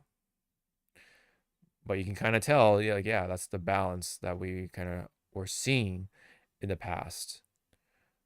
But now with in the future, this is what they want to do. They wanted to make it 1-to-1, right? Which we're already starting to see apparently with Egghead. All right, so that is the big change coming for One Piece. I'm trying to like skim over some stuff so that you don't get spoiled. But yeah, that's the big game plan here. Okay, so okay. So I think that's pretty much it. Yes, sir. Yes, sir. Any other thoughts before we move on to the next bit? Nope. Okay.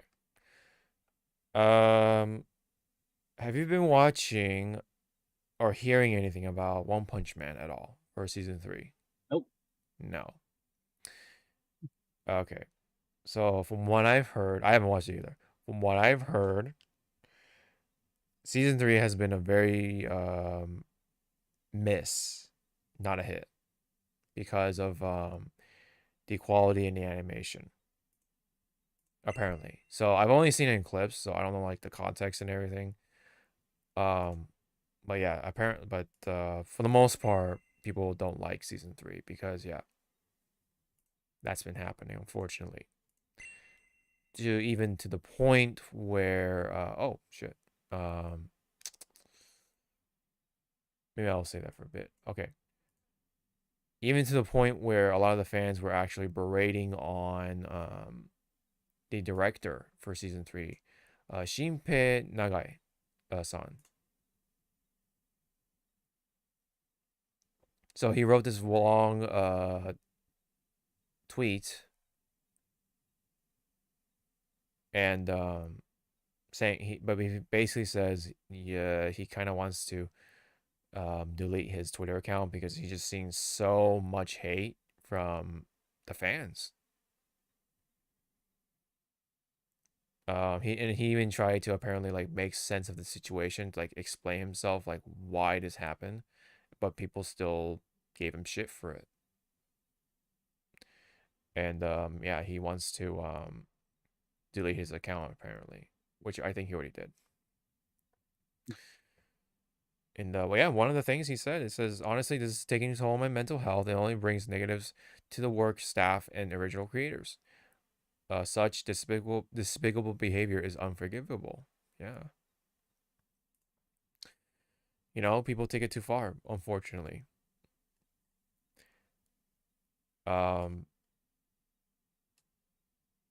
from what I've heard anyway, they only had 6 months to make season 3, which I don't know how many chapters they cover. But yeah, they only had 6 months apparently to get it all working. Which sounds like not a lot. Yeah. Not a whole lot, unfortunately. I think though this is the same studio for season 3 that makes oh, what was the other anime that they said? You can it's an anime series that definitely has more budget and love, is what kind of happened. Like, and then so what, for whatever reason, One Punch Man got the short end of the stick. Which again is like very unfortunate. Um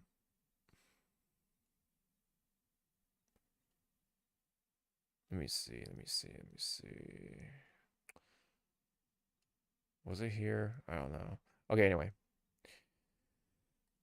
Yeah, because there's like a clip where Garo was sliding down a grass hill, but all they did was take a PNG of Garo and just literally do the what was it called? I forget the term for it. But you set the anchor point and automatically set it to the end point, and it just the computer does it for the program does it for you, and it just animates this like digital slide. And that's what happened. Yeah. Yeah. They did that to Garo, and then like there was another like little short moment where Genos, if you remember him, the cyborg, he just turns. He turns around. But he turned around in like 3 frames or something like that. It was very choppy. So stuff like that, it's like, oh man, it's so unfortunate. It's so unfortunate that, this series is just getting so much of the like this like short end of the stick for whatever reason. Like, even though the one from, what was it, Madhouse, that was like, wow, by comparison.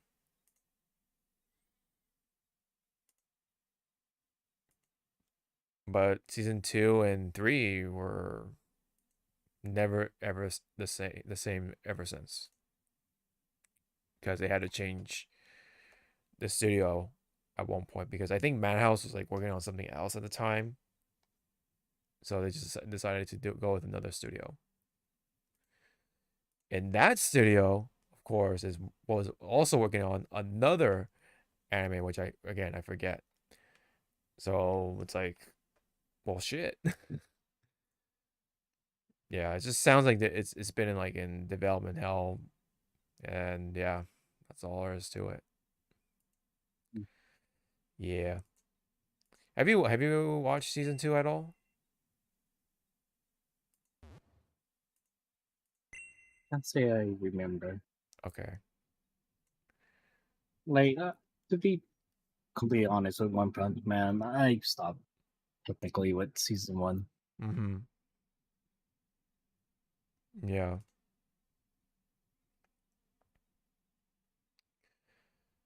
Um, Bandai Namco Filmworks. Interesting. Yeah. Giving them 6 months to animate. Yeah. I wonder if they say it here of who got the bigger budget. Oh yeah, yeah. This is just a screenshot of what the scene was.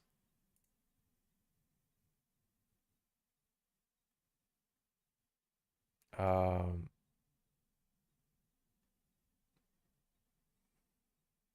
Okay, I don't know why they put Geodude right there. I don't know. Oh, yeah. You can kind of get an idea with this GIF. Yeah. Mhm.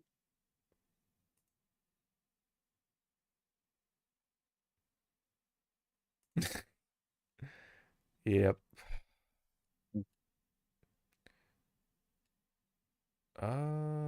Okay. Well, don't want to waste any more time. It's just it's very very unfortunate that I got the lower budget. Okay, Mhm. let's gonna move on here for the rest of it. Um, so it kind of all started with this one. There was a rumor going around when it comes to Super Sentai more specifically. But yes, it is relating to Power Rangers in some way. So Hungry Clicker randomly drew this art piece, right, which is featuring the White Ranger, right? And people were like, "What? What's going on here? Why?" Right? Because usually there's some sort of context of why Hungry Clicker draws certain characters, including Street Fighter, because oh, this player won with this character, so I'll draw that character, right? Kind of Mhm. thing. Um. So there was okay. Let me look for it. And maybe I might have delayed it. I don't know, um, but basically, the rumor. Interesting. Is that there was some sort of interview, and somewhere mentioned is that Super Sentai is gonna get some sort of rebranding or something like that. So take that as you will, grain of salt, whatever. So it sounds like at some point, Super Sentai as a whole might end or something like that. That could be like a really really like take it with a really tiny grain of salt. Mm. Either that, or maybe it might just be like the Fortnite stuff. Maybe. Um, because is the White Ranger in Fortnite? Yes. Okay, it could be that. Once again, because Hasbro's not going to do shit with Power Rangers Okay. anymore. Yeah. So one person said it's like, oh, it's being canceled. No, it's not being canceled. It's being rebranded. So that's where the that's like kind of like referencing to the rumor that's been going around. And what do you say about Hasbro? They don't. Oh, Hasbro's fucking done with Power Rangers. Yes. That's why, to me, with this last Fortnite season, throwing in the Power Rangers is just that last hurrah until they just throw it into the vault. Mm-hmm. And this whole rumor of them of Super Sentai rebanding being canceled is because the TV station that houses Super Sentai just said, this current season of Super Sentai is the last, but it was so fucking vague, so that's why everyone's jumping on it. To me, it's just like probably the TV station cannot sees no value Mm-hmm. in the I know Japan doesn't do ratings, but like if it doesn't garner or generate money for that TV station, why are they holding it? So it's probably like they're just gonna give up Mm-hmm. the rights, the airing yeah. for Super Sentai. So I think a lot of people are just jumping the gun. Until Mm. to me, it's like until I hear officially from Toei, Mm-hmm. everything is just noise right now. Oh, okay. See, now it all makes a lot more sense with that rumor anyway. Yeah. So it's like until Toei officially says something and not just the TV station that says like, oh yeah, this is the last what's it called? This season of Super Sentai is the last that's gonna be aired. It's like, okay, did Toei say this, or you guys saying, or you, the TV station, saying this? Mm-hmm. Right. Interesting. Yeah, and then somebody else said, but yeah, it could be just a rebranding. Maybe I don't know. Yeah, so it's just rumors right now. Well, no matter how you look at it. So okay, but now that you brought it up like that, okay, now it all starting to line up more at least. Okay, so I definitely appreciate the clarification there, for sure.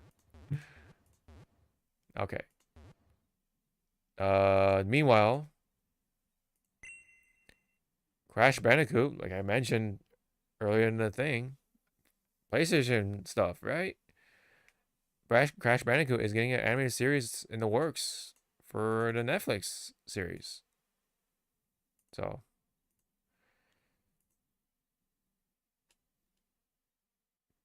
so yeah, that scene in Superman. Okay. Yeah, hopefully they have a healthy cast.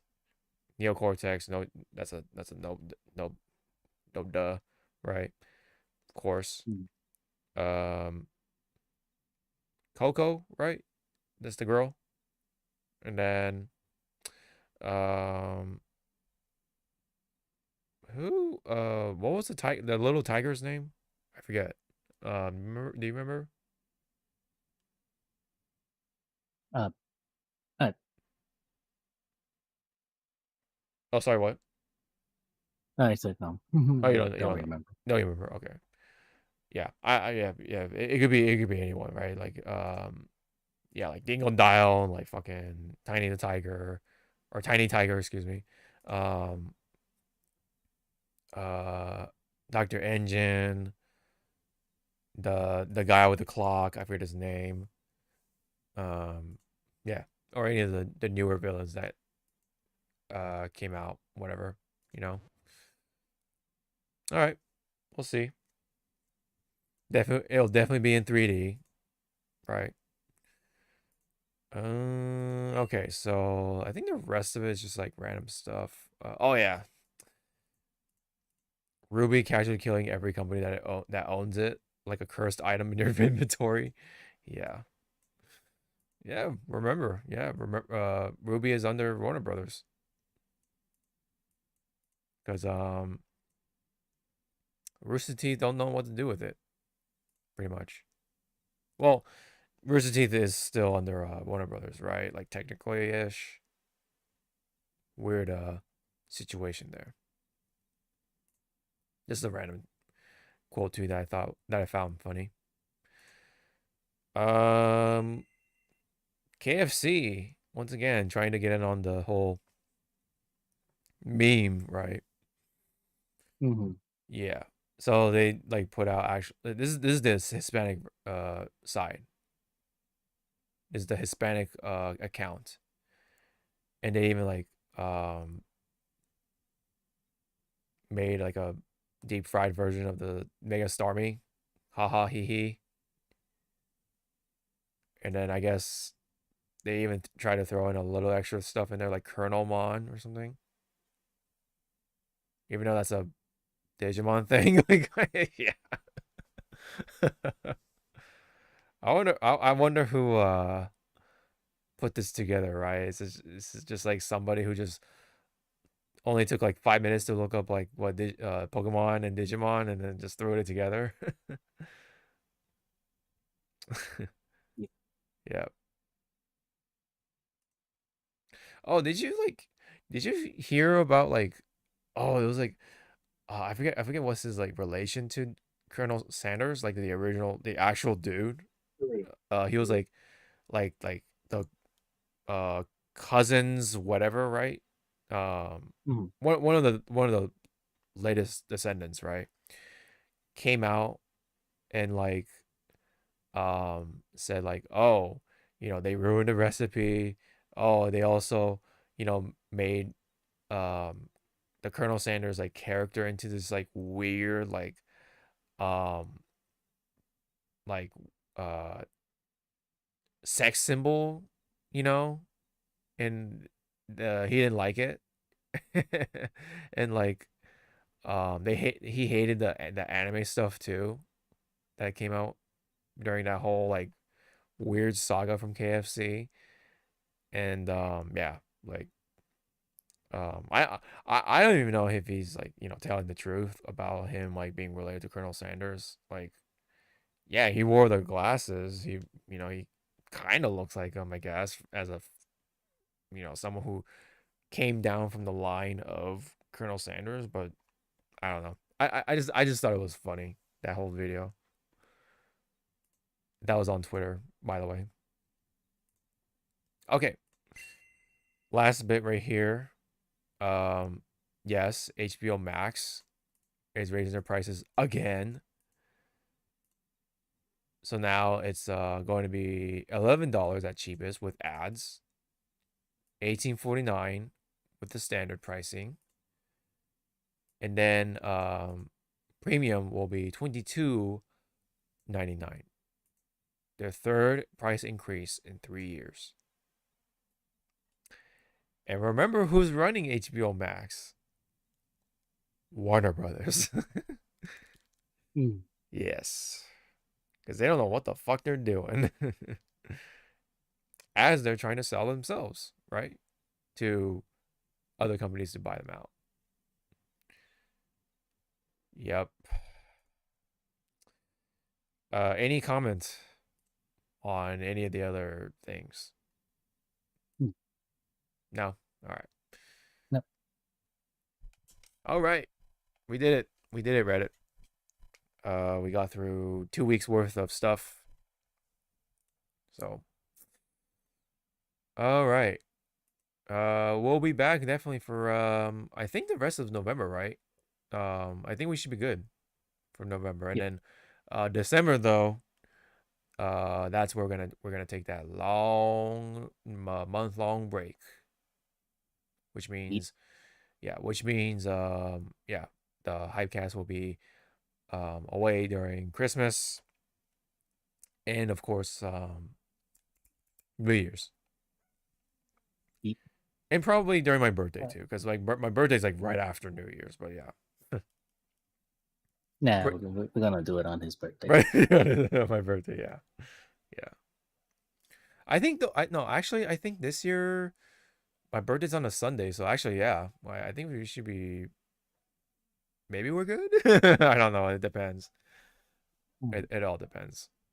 I might just like call it off because yeah, I imagine I would have some sort of plans over that birthday weekend. So, but that's months away. But we're gonna get there real fast at this point, you know, because time goes by pretty fast. Yes. All right, but yes, we're you have us till November though, right? So hope that sounds I good. don't want. Yeah, I know, right? Hope that sounds good to y'all, and yeah. So we're gonna sign off for today. So thank you very much for those who dropped by and all that stuff. We'll be back, and yeah. So thank y'all. Take care. We'll see y'all in the next one. Bye bye.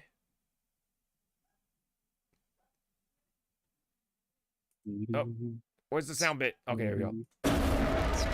Oh, really? That's all I spent today? Ugh. That's all he's to say. I pretty much spent as much as I would have with fucking playing, throwing money